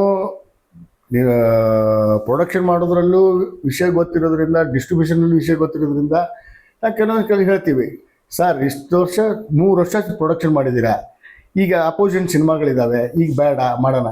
ಅವ್ರಿಗೆ ಅವ್ರದ್ದೇ ಆದ ಕಲ್ಪನೆ, ಅವ್ರದ್ದೇ ಆದ ಜಜ್ಮೆಂಟು, ಅವ್ರದ್ದೇ ಆದ ಓವರ್ ಕಾನ್ಫಿಡೆನ್ಸ್, ನಮ್ದಾಗತ್ತೆ ರೀ, ನಾವು ಮಾಡೇ ಬಿಡ್ತೀವಿ ರೀ, ನಾವು ಎಷ್ಟೋ ಕನ್ವಿನ್ಸ್ ಮಾಡಿ ಹೇಳ್ತೀವಿ. ಆಮೇಲೆ ಏನಾಗತ್ತೆ, ನಾನು ಬಿಟ್ಟರೆ ಆ ಸಿನಿಮಾ ಇನ್ನೊಬ್ಬನ ರಿಲೀಸ್ ಮಾಡ್ತಾನೆ. ಹೌದು, ಇಲ್ಲಿ ಬಿಸ್ನೆಸ್ ಬರುತ್ತೆ. ಆಮೇಲೆ ಅವರು ನಾವು ಮಾಡಿಲ್ಲ, ನಾವೇನೋ ಒಳ್ಳೇದು ಬಯಸಿ ಅವ್ರಿಗೇನೋ ಅಡ್ವೈಸ್ ಮಾಡಿ ತಿಳುವಳಿಕೆ ಕೇಳಿದ್ರೆ ನಮ್ಮನ್ನು ಬಿಟ್ಟು ಬೇರೆ ಕಡೆ ಹೋದ್ರೆ ಅವ್ರು ನಮ್ಮ ಬಗ್ಗೆ ಮಾತಾಡೋ ರೀತಿ ನೀತಿ ಬೇರೆ ಆಗ್ಬಿಡುತ್ತೆ. ಅವ್ರು ಮಾರ್ಕೆಟಲ್ಲಿ ನಮ್ಮ ಬಗ್ಗೆ ತಪ್ಪು ತಿಳ್ಕೊಂತಾರೆ. ಆ ಸಂಕಟಕ್ಕೆ ಏನು ಮಾಡ್ತೀವಿ, ನಮ್ದು ಹೊಟ್ಟೆ ಪಾಡಿದೆ ಅಲ್ವಾ. ಈ ಸಿಚುವೇಶನ್ಗೆ ಅನುಗುಣವಾಗಿ ನಾವು ಸರೆಂಡರ್ ಆಗಿ ಆಯ್ತಪ್ಪ ನೀನು ಇಷ್ಟ ಹೇಳೋದನ್ನ ಹೇಳ್ತಾ ಇದ್ದೀವಿ. ಈ ಥರ ನನ್ನ ಜೀವನದಲ್ಲಿ ಬೇಕಾದಷ್ಟು ಪ್ರೊಡ್ಯೂಸರ್ಸ್ಗೆ ನಾನು ಕನ್ವಿನ್ಸ್ ಮಾಡಿದ್ದೀನಿ. ತಿಳ್ಕೊಂಡವರು ಉಂಟು, ಆ ಥರ ಪಟ್ಟು ಹಳ್ಳಕ್ಕೆ ಬಿದ್ದವರು ಉಂಟು. ಆವಾಗ ನಮ್ಮ ಹತ್ರ ಬರ್ತಾರೆ ಅವರು, ನಾವೇನು ಮಾಡೋದಪ್ಪ, ನಿನ್ನ ಒಂದು ಪ್ರಾಡಕ್ಟು, ನಿನ್ನ ಕಾನ್ಫಿಡೆನ್ಸು, ನಿನ್ನ ಇನ್ವೆಸ್ಟರು, ನಾವೇನಂದರೆ ಜಸ್ಟ್ ಮ್ಯಾನೇಜರ್ ಇದ್ದಂಗೆ. ಪ್ರೊಡ್ಯೂಸರು ಎಕ್ಸಿಬ್ಯೂಟ್ರು, ಮಿಡ್ಲ್ ಬರದೆ ಒಂದು ಡಿಸ್ಟ್ರಿಬ್ಯೂಟ್ರು. ಒಂದು ಕಾಲ ಏನಿತ್ತು, ಡಿಸ್ಟ್ರಿಬ್ಯೂಟ್ರು ಪ್ರೊಡ್ಯೂಸರು ಒಂದು ಅಂಡರ್ಸ್ಟ್ಯಾಂಡಿಂಗ್ ಇರೋದು, ಎಕ್ಸಿಬ್ಯೂಟ್ರ್ ಒಂದು ಅಂಡರ್ಸ್ಟ್ಯಾಂಡಿಂಗ್. ಎಕ್ಸಿಬ್ಯೂಟ್ರು ಪ್ರೊಡ್ಯೂಸರ್ ಗೌರವ ಕೊಡೋರು, ಎಕ್ಸಿಬ್ಯೂಟ್ರಿಂದ ಪ್ರೊಡ್ಯೂಸರ್ ಲಿಂಕ್ ಇರಲಿಲ್ಲ. ಡಿಸ್ಟ್ರಿಬ್ಯೂಟರ್ ಎಕ್ಸಿಬ್ಯೂಟರ್ ಒಂದು ರಿಲೇಷನ್ಶಿಪ್. ಇಲ್ಲಿ ಡಿಸ್ಟ್ರಿಬ್ಯೂಟ್ರಿಂದ ಪ್ರೊಡ್ಯೂಸರ್ಗೆ ಒಂದು ರಿಲೇಷನ್ಶಿಪ್ ಇತ್ತು. ಈಗ ಏರಿಯಾದಲ್ಲಿ ಶ್ರೀನಿವಾಸ್ ಪಿಕ್ಚರ್ಸ್ ಅಂತ ಒಂದು ಸುಮಾರು ಸೀನಿಯರ್ ಡಿಸ್ಟ್ರಿಬ್ಯೂಟ್ರ್ ಹಂಚಿಕೆದಾರ, ಅವ್ರು ಬಿಟ್ಟರೆ ದುರ್ಗಾ ಪಿಕ್ಚರ್ಸ್ ಅಂತ ಇರೋದು, ಈ KH ರವೀಂದ್ರ ಅಂತ ಇದರಲ್ಲಿರೋ ಚಿತ್ರದುರ್ಗ ಬಳ್ಳಾರಿ, ಈ ಒಂದು Vajreshwari, KCN movies, Eshwari production, ಇವೆಲ್ಲ ಏನು ಒಂದು ಅವರು ಥಿಯೇಟ್ರ್ನವರು ನಮ್ಮ ಶ್ರೀನಿವಾಸ್ ಪಿಕ್ಚರ್ಸ್ ಗದಗ ಅವರು ಯಾವ ಸಿನಿಮಾ ರಿಲೀಸ್ ಮಾಡ್ತಾ ಇದ್ದಾರೆ, ಈ ಸಿನಿಮಾ ಅವ್ರ ಕಾಂಟ್ಯಾಕ್ಟಲ್ಲೇ ಇರ್ತಾಯಿದ್ರು. ಈಗೇನಾಗಿದೆ, ಎಲ್ಲರ ನಂಬರ್ ಎಲ್ಲರ ಹತ್ರ ಇದೆ. ಈಗ ನಿಮ್ಮನ್ನು ಒಂದು ಥಿಯೇಟ್ರ್ ಕೇಳಿ, ಇಂಥ ಥಿಯೇಟ್ರ್ ಬೇಕ್ರಿ, ಹೌದಾ ಸರ್ ಅದನ್ನು ನೋಡ್ತೀನಿ, ಏನು ಕಮಿಟ್ಮೆಂಟ್ ಇದೆ ಕೇಳಿ ಹೇಳ್ತೀನಿ, ಅಷ್ಟರಲ್ಲಿ ನೀವು ನಂಬರ್ ತೊಗೊಂಡು ಅವನಿಗೆ ಫೋನ್ ಮಾಡ್ತೀರಾ, ಡೈರೆಕ್ಟ್ ಥಿಯೇಟ್ರ್ ಓನರ್ ಫೋನ್ ಮಾಡ್ತೀರಾ. ನಂಬಿಕೆಗಳು ಕಡಿಮೆ ಆಗಿದೆ. ಥಿಯೇಟ್ರ್ ಓನರ್ ಫೋನ್ ಮಾಡ್ತೀರಾ, ಸರ್ ನಿಮ್ಮ ರೆಂಟ್ ಎಷ್ಟು, ಹೌಸ್ಫುಲ್ ನೆಟ್ ಎಷ್ಟು. ಡಿಸ್ಟ್ರಿಬ್ಯೂಟರ್ ಹೇಳ್ತಿರೋದು ಸರಿನಾ ತಪ್ಪಾ ಅಂತ ಒಂದು ಸುಳ್ಳ ಅಂತ ತಿಳ್ಕೊಳ್ಳೋದಕ್ಕೆ ಪ್ರೊಡ್ಯೂಸರ್ ಅಥವಾ ಪ್ರೊಡಕ್ಷನ್ ಟೀಮು ಒಂದು ಪ್ರಯತ್ನ. ಇಲ್ಲಿ ಡಿಸ್ಟ್ರಿಬ್ಯೂಟರ್ಗೆ ಸಿನಿಮಾ ಮೇಲೆ ಪ್ರೀತಿ ಇರುತ್ತೆ. ಈಗ ಬಸವಣ್ಣನ ಅಂತವರು ಅನುಭವ ಇರೋರು, ನಿರ್ಮಾಪಕರ ಮೇಲೆ, ನಿರ್ದೇಶಕರ ಮೇಲೆ, ಸಿನಿಮಾದ ಮೇಲೆ ಪ್ರೀತಿ ಇರೋರು ಪ್ರೊಡ್ಯೂಸರ್ನ ಕನ್ವಿನ್ಸ್ ಮಾಡ್ತಾರೆ, ಇದು ರೈಟ್ ಟೈಮ್ ಅಲ್ಲ, ಸಾಕಷ್ಟು ಸಿನಿಮಾಗಳು ರಿಲೀಸ್ ಆಗ್ತಿವೆ, ನೋಡ್ಕೊಂಡು ಬಂದ್ರಪ್ಪ, ಹಿಂಗ್ ಮಾಡೋಣ ಹಂಗ್ ಮಾಡೋಣ ಅಂತ ಹೇಳಿದಾಗ ಈ ಕಡೆ ನಿಂತಿರೋ ಪ್ರೊಡ್ಯೂಸರ್ಗೆ ಇರುತ್ತೆ, ನನ್ನ ಪ್ರಾಡಕ್ಟ್ ಗೊತ್ತಾ, ಎಲ್ಲನೂ ಬೀಟ್ ಮಾಡಿ ಹೊಡೆದಾಕತ್ತೆ ಅಂತೇಳಿ ಅವರೇ ಹೊಡೆದೋಗಿರುತ್ತೆ. ಸೊ ಆ ಮಧ್ಯದಲ್ಲಿ ಇಂಥವುಗಳು ನಡೀತಾ ಇರುತ್ತೆ. ಅವ್ರಿಗೆ ಫೋನ್ ಮಾಡಿ ಇವ್ರಿಗೆ ತಿಳ್ಕೊ ಅಂತ ಹೇಳ್ಕೊಂಡು ಬಂದು ಆಮೇಲೆ ಏನಾಗಿದೆ, ಸಿನಿಮಾ ಪರ್ಫೆಕ್ಟಾಗಿ ತಿಳ್ಕೊಳ್ಳೋದಕ್ಕಿಂತ ಅರ್ಧಂಬರ್ಧ ಸಿನಿಮಾ ತಿಳ್ಕೊಂಡು ಯಾರು ಅಡ್ವೈಸ್ ಮಾಡ್ತಾರೆ ಅವ್ರಿಗೂ ಅರ್ಧಂಬರ್ಧನೇ ಸಿನಿಮಾ ಗೊತ್ತಿರುತ್ತೆ. ಸಿನಿಮಾ ಮಾಡಕ್ಕೆ ಬಂದವ್ರು ಅರ್ಧಂಬರ್ಧನೇ ಗೊತ್ತಿರುತ್ತೆ. ನೀವು 50% ಇರೋರಿಗೆ ಗೈಡ್ ಮಾಡ್ಬೋದು, 100% ಇರೋರಿಗೆ ಸರೆಂಡರ್ ಆಗಿ ಅವ್ರು ಹೇಳೋದು ನೀವು ಕೇಳ್ಬೋದು. ಈ ಮಧ್ಯದಲ್ಲಿ ಇರ್ತಾರಲ್ಲ ಅವ್ರಿಗೆ ನೀವು ಕನ್ವಿನ್ಸ್ ಮಾಡೋಕ್ಕೂ ಆಗಲ್ಲ, ಕೇಳೋದು ಇಲ್ಲ. ಆ ಥರ ಸಿಚುವೇಶನ್ ಈಗ ಪ್ರೆಸೆಂಟ್ ಬೇಕಾದಷ್ಟು ನಡೀತದೆ. ಆಮೇಲೆ ಏನು ಮಾಡ್ತಾರೆ, ನಾನು ಒಳ್ಳೆ ಸಿನಿಮಾ ಮಾಡಿದ್ದೆ, ಜನನೇ ಬರಲಿಲ್ಲ. ಕೆಲವೊಂದು ಏನಂದರೆ, ಕೆಲವೊಂದು ಈಗ ನೋಡಿ ಬೆಂಗಳೂರಲ್ಲಿ ಈ ತಮಿಳ್ ಬೆಲ್ಟ್ ಅಂತ ಒಂದಿದೆ, ತೆಲುಗು ಬೆಲ್ಟ್ ಅಂತ ಒಂದಿದೆ. ಈ ಕೋಲಾರ ಗೀಲಾರ ಮಾಲೂರು, ಚಿಕ್ಕಬಳ್ಳಾಪುರ, ದೊಡ್ಡಬಳ್ಳಾಪುರ, ಈ ಬಾಗೇಪಲ್ಲಿ, ಈ ಸೆಂಟರ್ಸ್ಗೆ ಒಂದು ಸೆಟಪ್ ಇರುತ್ತೆ. ಅಲ್ಲಿ ಕನ್ನಡ ಸಿನಿಮಾ ಕಡಿಮೆ, ಈ ತಮಿಳು ಸಿನಿಮಾ ಬಂದಾಗ ಒಂದು ಸೆಟಪ್ ಬೇರೆ, ಈ ಕನ್ನಡ ಸಿನಿಮಾ ಒಂದು ಕೆಲವು ಸೆಂಟ್ರಿಗೆ ಬಂದಿಲ್ಲ, ಅವಾಗ ಏನಾಗುತ್ತೆ, ನಾವು ಹಿಂತಾರೆ ಎಲ್ಲೋ ಸಿನಿಮಾ ಥಿಯೇಟ್ರ್ ಇಲ್ಲ, ಅವ್ರಿಗೆ ಯಾವ ಸಿನಿಮಾ ಇಲ್ಲ ಅಂದಾಗ ಇದನ್ನು ಹಾಕ್ತಾರೆ. ನಾನು ನಿಧಾನಕ್ಕೆ ಯೋಚನೆ ಮಾಡಿ ಬಂದರೆ 100%. ಈಗೇನಾಗಿತ್ತು ನೋಡಿ, ಫಸ್ಟ್ ಆಫಲ್ಲಿ ಮೊದಲು ಒಂದು ನಾನು ಕಂಡಂಗೆ ನನ್ನ ಅನುಭವದಲ್ಲಿ, ನಾನು ಒಂದು ಚಿಕ್ಕ ಕಡಿಮೆ 45 ವರ್ಷದಿಂದ ಸಿನಿಮಾ ನೋಡ್ತಾ ಇದ್ದೀನಿ ಇಂಡಸ್ಟ್ರಿ. ಒಂದು ಪ್ರೊಡ್ಯೂಸರು ಸಿನಿಮಾ ಸ್ಟಾರ್ಟ್ ಅಂತಂದರೆ ಅವ್ರದ್ದೊಂದು ರಿಲೇಷನ್ಶಿಪ್ಪು, ಎಷ್ಟೋ ವರ್ಷದ ರಿಲೇಷನ್ಶಿಪ್ಪು ಆ ಪ್ರೊಡ್ಯೂಸರ್ಗೆ ಡಿಸ್ಟ್ರಿಬ್ಯೂಟರ್ಗೆ. ಅವ್ರ ಸಿನಿಮಾಯಿಂದ ಇಂಥ ಹೀರೋ ಹಿಂಗೆ ಮಾಡ್ತಾ ಇದ್ದಾರೆ, ಅವ್ರು ಫೀಡಿಂಗ್ ಕೊಡೋರು, ಈ ಏರಿಯಾ ನಮ್ಮದೇ ಸಿನಿಮಾ, ಆ ಗ್ಯಾರಂಟಿ. ಈ ನನ್ನ ಪ್ರೊಡಕ್ಷನ್ನು, ಅವ್ರು ನನ್ನ ಪ್ರೊಡ್ಯೂಸರು, ನನ್ನ ಡೈರೆಕ್ಟ್ರು, ಅವ್ರು ಡೈರೆಕ್ಟ್ರ್ ಮಾಡಿದ್ರೆ ಇಂಥದ್ದೇ ಕಾನ್ಫಿಡೆನ್ಸಲ್ಲಿ ಮಾಡಿರ್ತಾರೆ. ಆ ನಂಬಿಕೆಯಿಂದ ಏನೋ ಮಾಡಿ ಅವ್ರಿಗೆ ಸಾಲ ವಸೂಲು ಮಾಡಿ ಅವ್ರಿಗೆ ಫೀಡ್ ಮಾಡೋರು. ಪ್ರೊಡ್ಯೂಸರ್ಗೆ 3 ತಿಂಗಳಿಂದ ಅನೌನ್ಸ್ ಮಾಡಿದ ತಕ್ಷಣ ಇವರು ಏರಿಯಾಗಿ, ಇವರು ಈ ಏರಿಯಾಗಿ, ಇವರು ಅಂತ ಡಿಸ್ಟ್ರಿಬ್ಯೂಟರ್ದ ಹೆಸರು ಅನೌನ್ಸ್ ಆಗೋದು. ಆ ಪ್ರಕಾರ ಇವರು ರೆಸ್ಪಾನ್ಸಿಬಿಲಿಟಿಯಿಂದ ಫೀಡ್ ಮಾಡೋರು. ಅವಾಗ ಎಲ್ಲ ಒಂದು ಫ್ಯಾಮಿಲಿ ಥರ ಪ್ರಾಜೆಕ್ಟ್ಗಳು ಚೆನ್ನಾಗಿ ಬರೋದು, ಒಳ್ಳೊಳ್ಳೆ ಕಮಾಂಡ್ ಸಿಗೋದು. ಆವಾಗ ಏನಾಗೋದು, ಯಾವುದೇ ಈ ಥರ ಇದಿರಲ್ಲ. ಅವಾಗ ಥಿಯೇಟ್ರ್ ಓನರ್ಸು ಗೊತ್ತಿರಲಿಲ್ಲ. ಯಾವುದೋ ಫಂಕ್ಷನ್ 100 ಸಿನಿಮಾ ಹೋದಾಗ ಥಿಯೇಟ್ರ್ ಓನರ್ ಶೀಲ್ಡ್ ಕಡಕ್ಕೆ ಸ್ಟೇಜ್ ಮೇಲೆ ಕರೆದಾಗಲೇ ಈ ಥಿಯೇಟ್ರ್ ಓನರ್ ಇವರು ಅಂತ ಗೊತ್ತಾಗಿರೋದು. ಈಗ ಹಂಗಲ್ವೇ? ಹೌದು. ಈಗ ಪ್ರತಿಯೊಂದೂ ಈಗ ಏನು ಮಾಡ್ತಾರೆ, ಈಗ ಥಿಯೇಟ್ರನ್ನ ವಿಡಿಯೋ ಮಾಡಿಬಿಟ್ಟು ವಾಟ್ಸಪ್ಪಲ್ಲೇ ಕಳಿಸ್ಬಿಡ್ತಾರೆ. ನಮ್ಮ ಥಿಯೇಟ್ರ್ ಹಿಂಗಿದೆ ಸರ್, ನಮ್ದು ಹಿಂಗಿದೆ, ಸೌಂಡ್ ಹಿಂಗಿದೆ, ಸೀಟ್ ಹಿಂಗಿದೆ, ನಮ್ಮ ಕೆಪಾಸಿಟಿ ಹಿಂಗಿದೆ, ರೇಟ್ ಆಫ್ ಅಡ್ಮಿಷನ್ ಹಿಂಗಿದೆ ಅದು. ಆ ಥರ ಹೋದಾಗ ಡಿಸ್ಟ್ರಿಬ್ಯೂಟರ್ ಕ್ಯಾರೆಕ್ಟರ್ ಲೆಸ್ ಆಗ್ತಾ ಇದೆ. ಡಿಸ್ಟ್ರಿಬ್ಯೂಟರ್ ಇದ್ದವ್ರು ಹೆಂಗಂದ್ರೆ ಆನೆಗೆ ಅಂಕುಶ ಇದ್ದಂಗಿತ್ತು, ಕನ್ವಿನ್ಸ್ ಮಾಡ್ತಾ ಇದ್ರು. ಇಲ್ಲಪ್ಪ, ಒಂದು ಒಳ್ಳೆ ಸಿನಿಮಾ ಬಂದಿದೆ, ಸ್ವಲ್ಪ ಬಾಡಿಗೆ ಕಡಿಮೆ ಮಾಡು, ಚೆನ್ನಾಗಿ ಬಂದರೆ ಈ ಬಾಡಿಗೆ ತಗೋ ಅಂತೇಳಿ ಡಿಸ್ಟ್ರಿಬ್ಯೂಟ್ರ್ ಒಂದು ಕ್ಯಾರೆಕ್ಟ್ರು, ಅದು ಒಂದು ವ್ಯಾಲ್ಯೂ ಇತ್ತು. ಈಗ ಎಕ್ಸಿಬ್ಯೂಟ್ರು ಪ್ರೊಡ್ಯೂಸರ್ ಎರಡೂ ಒಂದೇ ಆದಮೇಲೆ ಡಿಸ್ಟ್ರಿಬ್ಯೂಟರ್ ಕ್ಯಾರೆಕ್ಟ್ರ್ ಇಲ್ಲ, ಹೊರಗಡೆ ಇಟ್ಟಿದ್ದಾರೆ, ಕನ್ವಿನ್ಸ್ ಮಾಡೋಕ್ಕಾಗಲ್ಲ. ಆಮೇಲೆ ನಿಮಗೆ ಡಿಜಿಟಲ್ ಬಂದಮೇಲೆ ಇನ್ನೂ ತೊಂದರೆ ಆಗಿದ್ದು ಹೆಂಗಂದರೆ, ನೆಗೆಟಿವಿಂದ ನೀವು ಸಿನಿಮಾ ರಿಲೀಸ್ ಮಾಡುವಾಗ, ಪ್ರಿಂಟ್ ತೆಗೆದು ಮಾಡುವಾಗ ಮಿನಿಮಮ್ ಒಂದು ಸಾಧಾರಣ ಬಜೆಟ್ ಸಿನಿಮಾ ಅಂದರೆ 8 ಪ್ರಿಂಟು 10 ಪ್ರಿಂಟು, ಹುಬ್ಳಿ ಏರಿಯಾಗೆ 1, 2, 3, ಹೈದ್ರಾಬಾದ್ ಕಡೆಗೆ 1, ಮೈಸೂರಿಗೆ 1, 2, 3, ಬೆಂಗಳೂರಿಗೆ 1, 4, ಈ ಥರ ಮಾಡಿಕೊಂಡು ಸಿನಿಮಾ ರಿಸಲ್ಟ್ ತಿಳ್ಕೊಂಡು ಆ ಬಜೆಟಲ್ಲಿ ಎಕ್ಸ್ಟ್ರಾ ಆಯ್ತಾ ಅಗೇನ್ ಪ್ರಿಂಟ್ ಆಗ್ತದೆ. ಸ್ಟಾರ್ಟಿಂಗಲ್ಲಿ 25-30 ಸಾವಿರದಿಂದ ಪ್ರಿಂಟ್ ಆಫ್ ಕಾಸ್ಟ್ ಶುರುವಾಯಿತು, ಕೊನೆಗೆ 70 ಸಾವಿರಕ್ಕೆ ಬಂತದು. ಸೂಪರ್ ಹಿಟ್ ಆದಾಗ ನೀವು ಇನ್ವೆಸ್ಟ್ ಮಾಡ್ಕೊಂಡು ಇದು ಮಾಡೋರು, ಎಕ್ಸ್ಟೆಂಡ್ ಮಾಡೋದು. ಇಲ್ವಾ, ಇದು ಒಂದು 2 ವಾರ ಹೋಯ್ತಾಯ ಇಲ್ಲಿ, ನೆಕ್ಸ್ಟ್ ಬೇರೆ ಹುಬ್ಳಿ ಏರಿಯಾಗೆ, ಹೈದ್ರಾಬಾದ್ ಘಟಕಕ್ಕೆ, ಮಂಗಳೂರು ಏರಿಯಾಗೆ, ಆ ಪ್ರಿಂಟ್ಗಳಿಂದನೇ ಇರೋ ಬಜೆಟಲ್ಲೇ ಎಂಟೈರ್ ಕರ್ನಾಟಕ ಕವರ್ ಮಾಡೋರು. ಆವಾಗ ಪ್ರೊಡ್ಯೂಸರ್ಗೆ ಇವತ್ತೇನು 1 ದಿನದಲ್ಲಿ 1 ವಾರದಲ್ಲಿ ನೀವು ರಿಕ್ವೈರ್ಮೆಂಟ್ ಅಥವಾ ಲಾಸ್ ಕಾಣ್ತಾ ಇದ್ದೀರಿ, ಅಟ್ಲೀಸ್ಟ್ 6 ತಿಂಗಳಾಗೋದು ನಿಮಗೆ ಚೂರು ಆದರೂ ಬಂದು ಪ್ರೊಡ್ಯೂಸರ್ಗೆ ಸೇವ್ ಆಗೋದು, ದುಡ್ಡು ಸಿಗೋದು. ಅಥವಾ ನಂಬಿ ದುಡ್ಡು ಕೊಟ್ಟು ಪ್ರೊಡ್ಯೂಸರ್ಗೆ ದುಡ್ಡು ಕೊಟ್ಟು ಡಿಸ್ಟ್ರಿಬ್ಯೂಟ್ರು ನಿಧಾನಕ್ಕಾಗಿ ತಗೊಳ್ಳೋನು. ಆಮೇಲೆ ಆ ಪ್ರೊಡ್ಯೂಸರ್ ಇನ್ನೊಂದು ಸಿನಿಮಾ ಮಾಡಿದರೆ ಅದೇ ಡಿಸ್ಟ್ರಿಬ್ಯೂಟರ್ಗೆ ಕೊಡ್ತಾಯಿದ್ರು. ಇವದ್ರಲ್ಲಿ 2 ಲಕ್ಷ ಕಳ್ಕೊಂಡು ಕೂಡ ಇನ್ನೊಂದು ಪ್ರಾಜೆಕ್ಟ್ ಮಾಡ್ತಾ ಇದ್ದಾರೆ, ಅದು ನಮಗೆ ಬರುತ್ತೆ, ನಾವು ದುಡ್ಡು ಎಲ್ಲಿ ಹೋಗಲ್ಲ ಅನ್ನೋ ಕಾನ್ಫಿಡೆನ್ಸಲ್ಲಿ ಇರ್ತಾ ಇದೆ. ಇವತ್ತು ಆ ನಂಬಿಕೆನೇ ಇಲ್ಲ. ಸಿನಿಮಾ ರಿಲೀಸ್ ಆದರೆ ಶುಕ್ರವಾರ ಆದಮೇಲೆ ಶನಿವಾರ ದಿನ ಪ್ರೊಡ್ಯೂಸರೇ ಕಾಣಲ್ಲ. ಅಥವಾ ಏನೋ ದೊಡ್ಡದಾಗಿ ಮಾತಾಡಿ ಅವ್ರು ಕನ್ವಿನ್ಸ್ ಮಾಡಿ ಅವ್ರಿಗೇನೋ ಒಂದು ಬೇರೆ ಥರ ಸಜೆಷನ್ ಕೊಟ್ಟು ಸಿನಿಮಾ ರಿಲೀಸ್ ಮಾಡಿದ್ರೆ ಆ ಡಿಸ್ಟ್ರಿಬ್ಯೂಟರ್ ಕಾಣಲ್ಲ. ನಮ್ಮ ಸ್ಥಿತಿಗತಿಗಳನ್ನು ನಾವೇ ಮಾಡ್ಕೊಂಡಿರೋದು ಇದು. ಈಗ ನಿಮಗೆ ಪ್ರಿಂಟಲ್ಲಿ ಇದ್ದಾಗ 99% ಪ್ರೊಡ್ಯೂಸರ್ ಸೇಫೇ ಇದ್ರು. ಬೇಕಾದ್ರೆ ನೋಡ್ತಾ ಇರೋರ್ಗು ಹೇಳೋದು ನಿಜಾನೋ ಸುಳ್ಳು ಅಂತ ಅವ್ರಿಗೂ ಗೊತ್ತಾಗತ್ತೆ. ಕೆಲವು ಬೇಕಾದಷ್ಟು ಪ್ರೊಡ್ಯೂಸರ್ ಈಗ ಮೊದಲಿನ ಪ್ರೊಡ್ಯೂಸರ್ಗಳು ಸಿನಿಮಾ ಮಾಡ್ತಾ ಇಲ್ಲ, ಹೌದ್ರಾ? ಯಾರ್ದು ದುಡ್ಡಿಲ್ಲ ಅಂತಲ್ಲ, ಸಿಸ್ಟಮ್ ಸರಿ ಇಲ್ಲ. ನಿಜವಾಗಲೂ ಸಿನಿಮಾನ ಅಳೆದು ತೂಗಿ ಸಿನಿಮಾ ಅನುಭವಿಸೋನು, ಸಿನಿಮಾ ಬಗ್ಗೆ ಗೊತ್ತಿರೋರು ಯಾರೂ ಸಿನಿಮಾ ಮಾಡ್ತಾ ಇಲ್ಲ. ಆ ಥರ ಗೊತ್ತಿರೋರು ಸಿನಿಮಾ ಮಾಡದಿರೋದಕ್ಕೆ, ಗೊತ್ತಿರೋ ಡೈರೆಕ್ಟ್ರಿಗೆ ಕೆಲಸ ಸಿಗದಿರೋದಕ್ಕೆ ಈ ನಮ್ಮಂಥವ್ರು ಮನೇಲಿ ಕುಂತಿರೋದು. ನಿಜವಾಗ್ಲೂ ಸಿನಿಮಾ ಗೊತ್ತಿರೋರು, ಸಿನಿಮಾ ಬಿಸ್ನೆಸ್ ಗೊತ್ತಿರೋರು ಯಾರು ಸಿನಿಮಾ ಮಾಡ್ತಾರೆ? ಎಷ್ಟು ಜನ ಇದ್ದಾರೆ ಹೆಸರು ಹೇಳಿದ್ದಾರೆ ನಿಮಗೆ ಕನ್ನಡ ಇಂಡಸ್ಟ್ರಿಯಲ್ಲಿ? ಬೇಕಾದಷ್ಟು ಜನ ಇದ್ದಾರೆ, ಯಾರು ಸಿನಿಮಾ ಮಾಡ್ತಾ ಇಲ್ಲ. ಇತ್ತೀಚೆಗೆ ಬಂದ ಪ್ರೊಡ್ಯೂಸರ್ಸೇ ಸಿನಿಮಾ ಮಾಡ್ತಾ ಇದ್ದಾರೆ.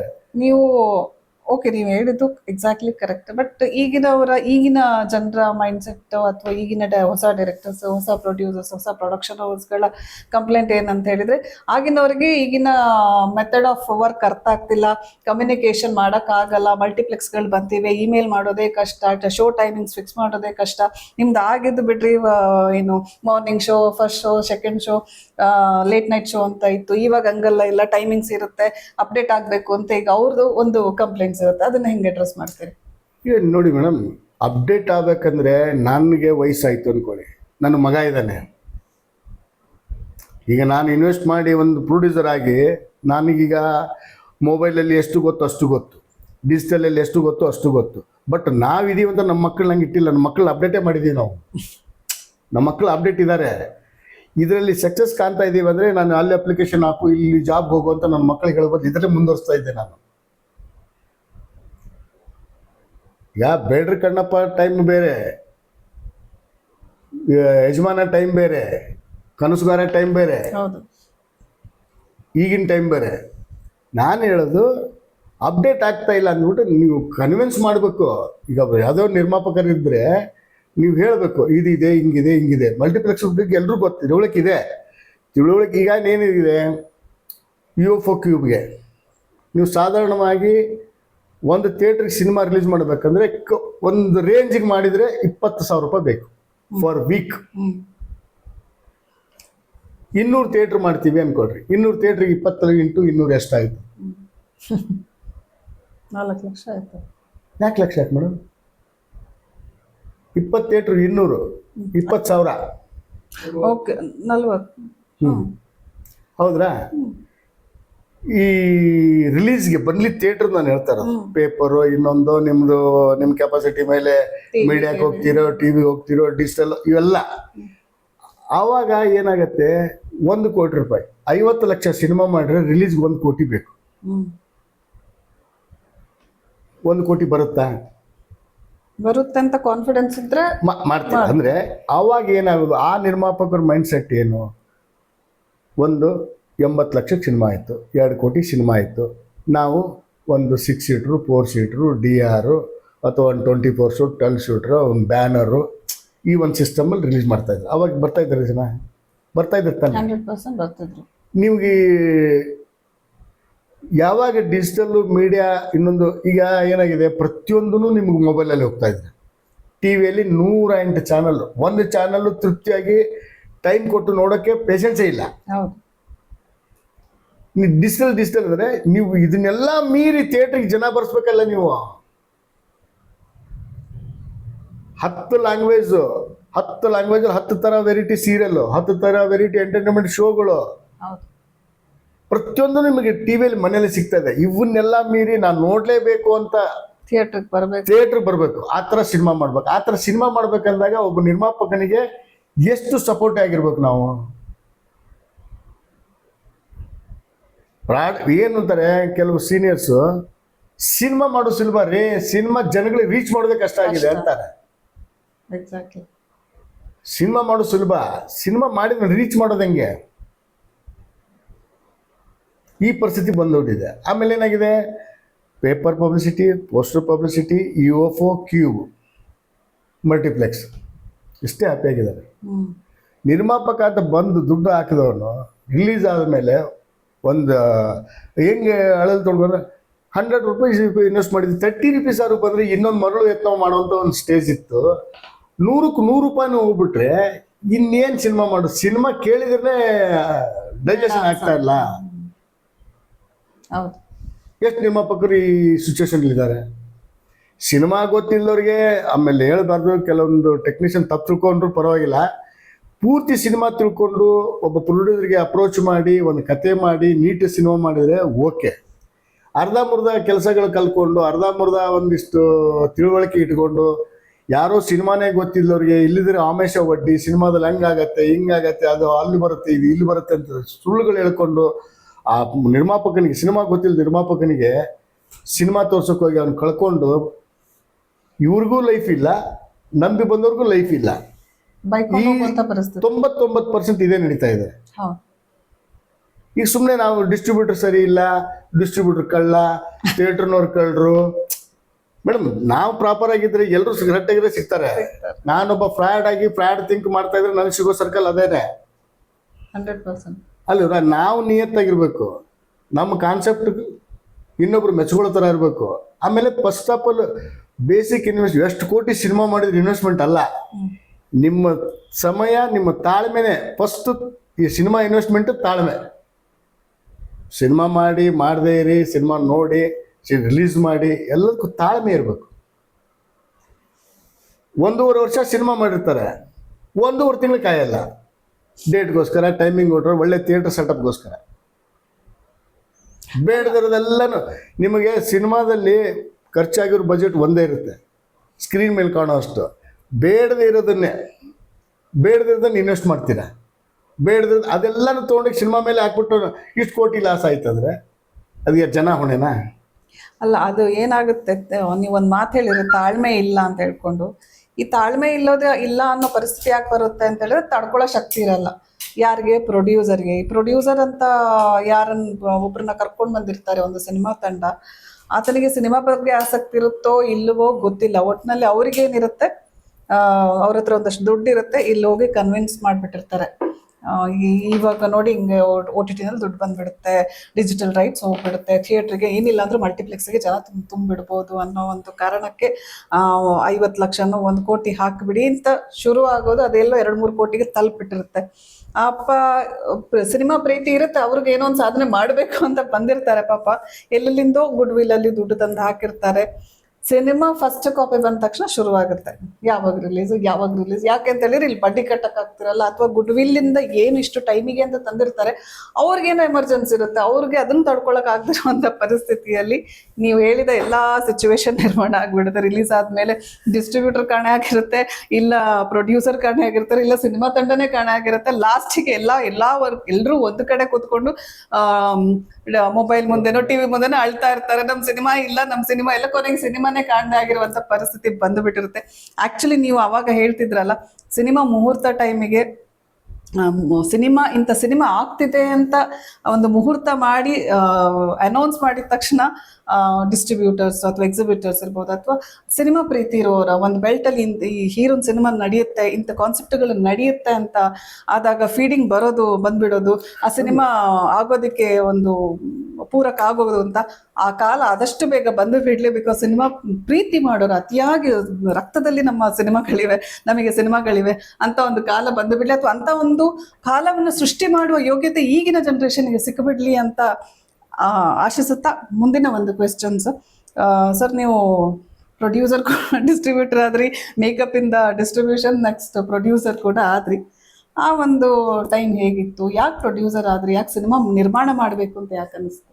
ಇಲ್ಲ ಮೇಡಮ್, ಏನಂದ್ರೆ ನಾವು ಒಂದು ದುಡ್ಡು ತುಂಬಾ ಮಾಡ್ಬಿಟ್ಟಿದ್ರ ಅಷ್ಟೊತ್ತಿಗೆ. ದುಡ್ಡನ್ನಕ್ಕಿಂತ ಮುರಳಿ ಅಂತ ನಮ್ಮ ಸ್ನೇಹಿತ ಇದ್ದ, ಸೂರಪ್ಪ ಬಾಬು ಅವರು, ನಮ್ಮ RS ಗೌಡ್ರು ಅವ್ರದ್ದು ಟೀಮಲ್ಲಿ ಜಾಸ್ತಿ ಸಿನಿಮಾ ಮಾಡಿ ಮುರಳಿ ಅಂತ ನನ್ನ ಸ್ನೇಹಿತ. ನನಗೆ ಒಂದು ಮುರಳಿ ಅಂತ ಒಂದು ಸ್ನೇಹಿತ, ರಾಜು ಅಂತ ಅವರು, ನಾವೆಲ್ಲ ಏನ್ಕೊಂಡು ಒಬ್ಬರು ಕಡೂರು ಉಮೇಶ್ ಅಂತ, ಇದು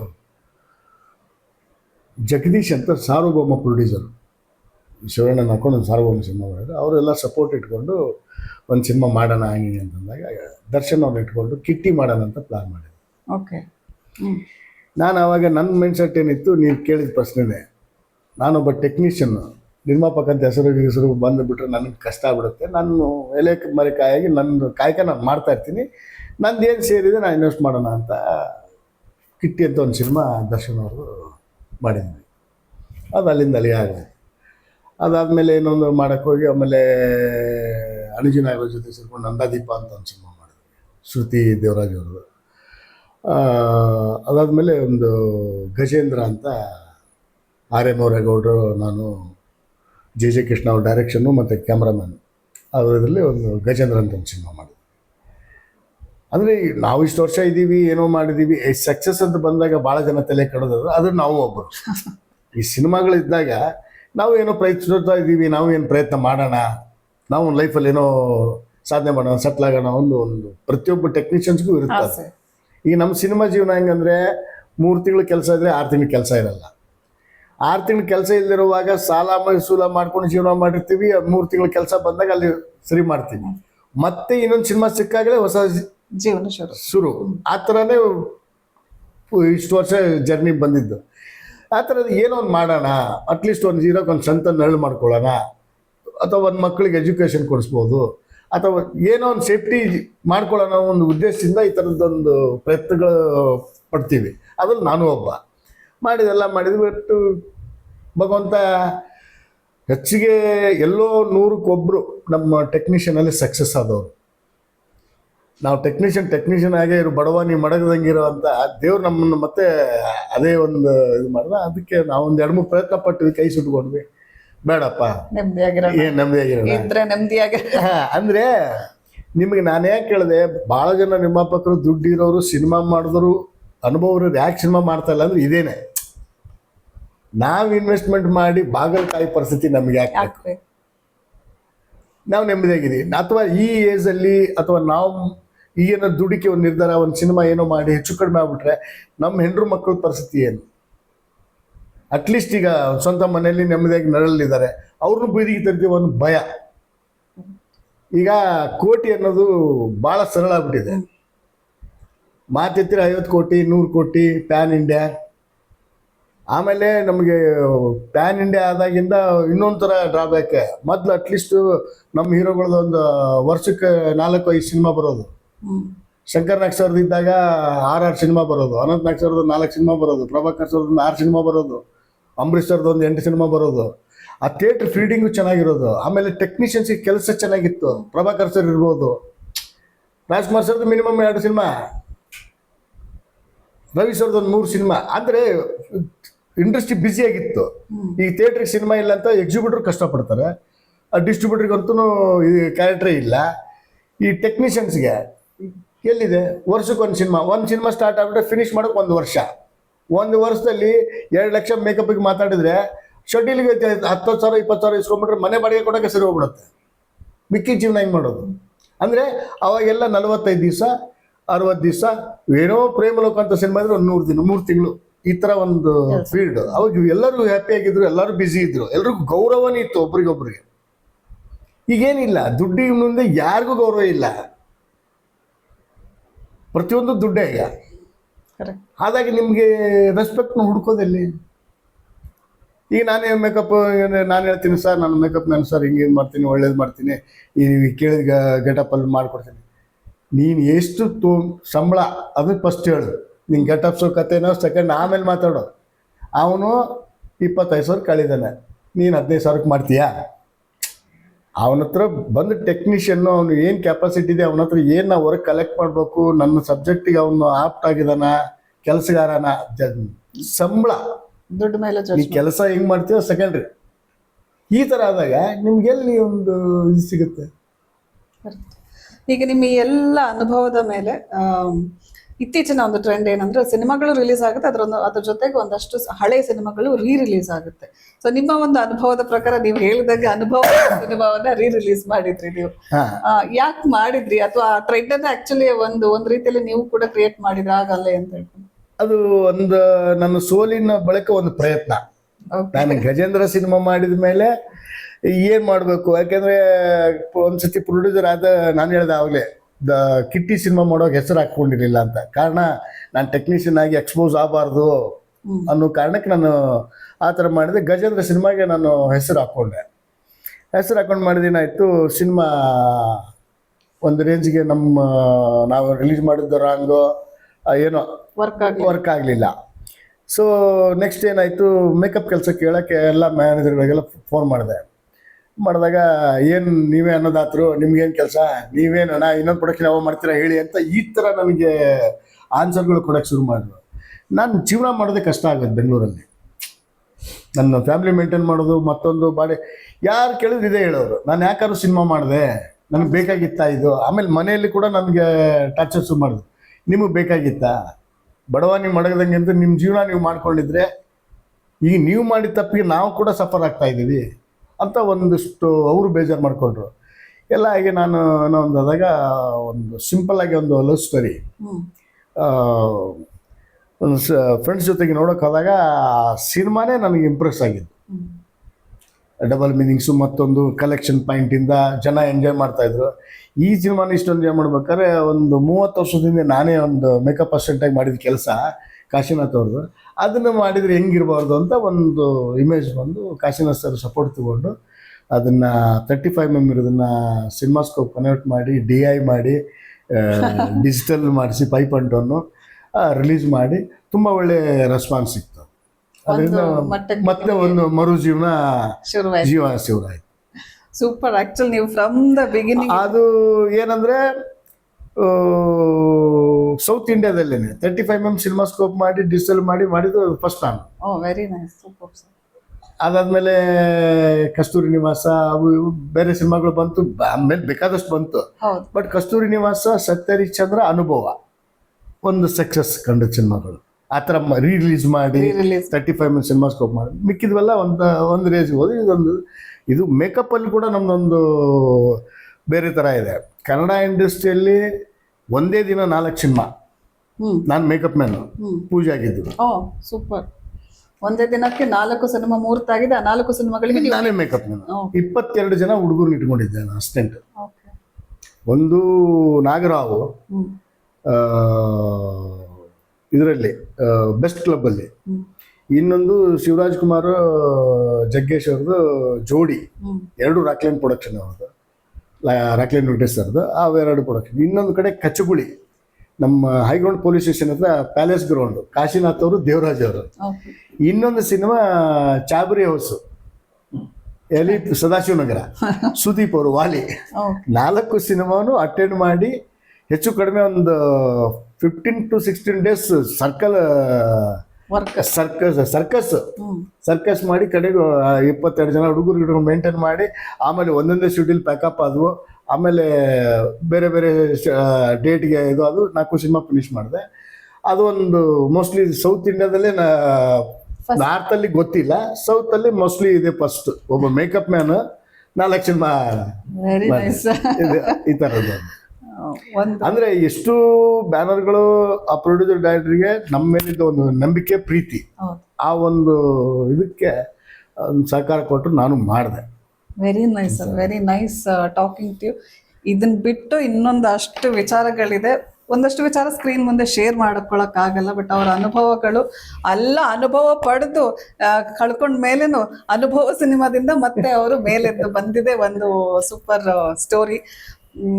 ನಾನು ಆಗ್ಲೇ ಹೇಳ್ದಾಗ ಇದನ್ನೆಲ್ಲ ನೋಡುವ ನಮ್ಮ ಆಡಿಯನ್ಸ್ಗಳು ಇದೆಲ್ಲವನ್ನು ಕೇಳಿದ ನಂತರ ಬಹುಶಃ ಸಿನಿಮಾ ಮಾಡ್ಬಿಡೋಣ ಅಂತ ಇವ್ರನ್ನ ನಿಮ್ಮನ್ನ ಅಪ್ರೋಚ್ ಮಾಡೋ ಸಾಧ್ಯತೆ ಇರೋದು. ಬಿಕಾಸ್ ಪ್ರೊಡ್ಯೂಸರು ಆಗಿದ್ರು, ಡಿಸ್ಟ್ರಿಬ್ಯೂಟರ್ ಆಗಿದ್ರು, ಮೇಕಪ್ ಮ್ಯಾನ್ ಆಗಿದ್ರು, ರಿಲೀಸ್ ಕೂಡ ಮಾಡ್ಬಿಟ್ರು. ಪ್ರೊಡಕ್ಷನ್ ಒಂದು ಅವರಿಗೆ ಪ್ರೊಡಕ್ಷನ್ ಮೇಲೆ ಇರುವ ಐಡಿಯಾ ಹೇಗೆ ಮಾಡಬೇಕು, ಹೇಗೆ ಅದನ್ನ ಎಕ್ಸಿಕ್ಯೂಷನ್ ಮಾಡಬೇಕು ಅನ್ನೋ ಒಂದು ಎಕ್ಸ್ಪೀರಿಯನ್ಸು ಅದು ಅಪಾರ. ಆ್ಯಂಡ್ ಸಿನಿಮಾದ ಬಗ್ಗೆ, ಸಿನಿಮಾ ಇಂಡಸ್ಟ್ರಿ ಬಗ್ಗೆ, ಅವ್ರಿಗೆ ಕೆಲಸ ಕೊಟ್ಟ, ನೆಲೆ ಕೊಟ್ಟ ಸಿನಿಮಾ ಇಂಡಸ್ಟ್ರಿ ಬಗ್ಗೆ ಅವ್ರ ಮೇಲೆ ಅವ್ರಿಗಿರುವ ಪ್ರೀತಿ, ಇವೆಲ್ಲವೂ ಅವರನ್ನ ಇಷ್ಟು ಹಂಬಲ್ ವ್ಯಕ್ತಿ ಆಗಿದ್ದುಕೊಂಡು ಒಂದು ಒಳ್ಳೆ ಜೀವನ ನಡೆಸ್ಕೊಂಡು ಮತ್ತೆ ಮೇಕಪ್ ಕೂಡ ಮಾಡ್ತಿದ್ದಾರೆ, ಜೊತೆಗೆ ಬೇರಷ್ಟು ಕೆಲಸಗಳನ್ನು ಮಾಡ್ತಾ ಇದ್ದಾರೆ.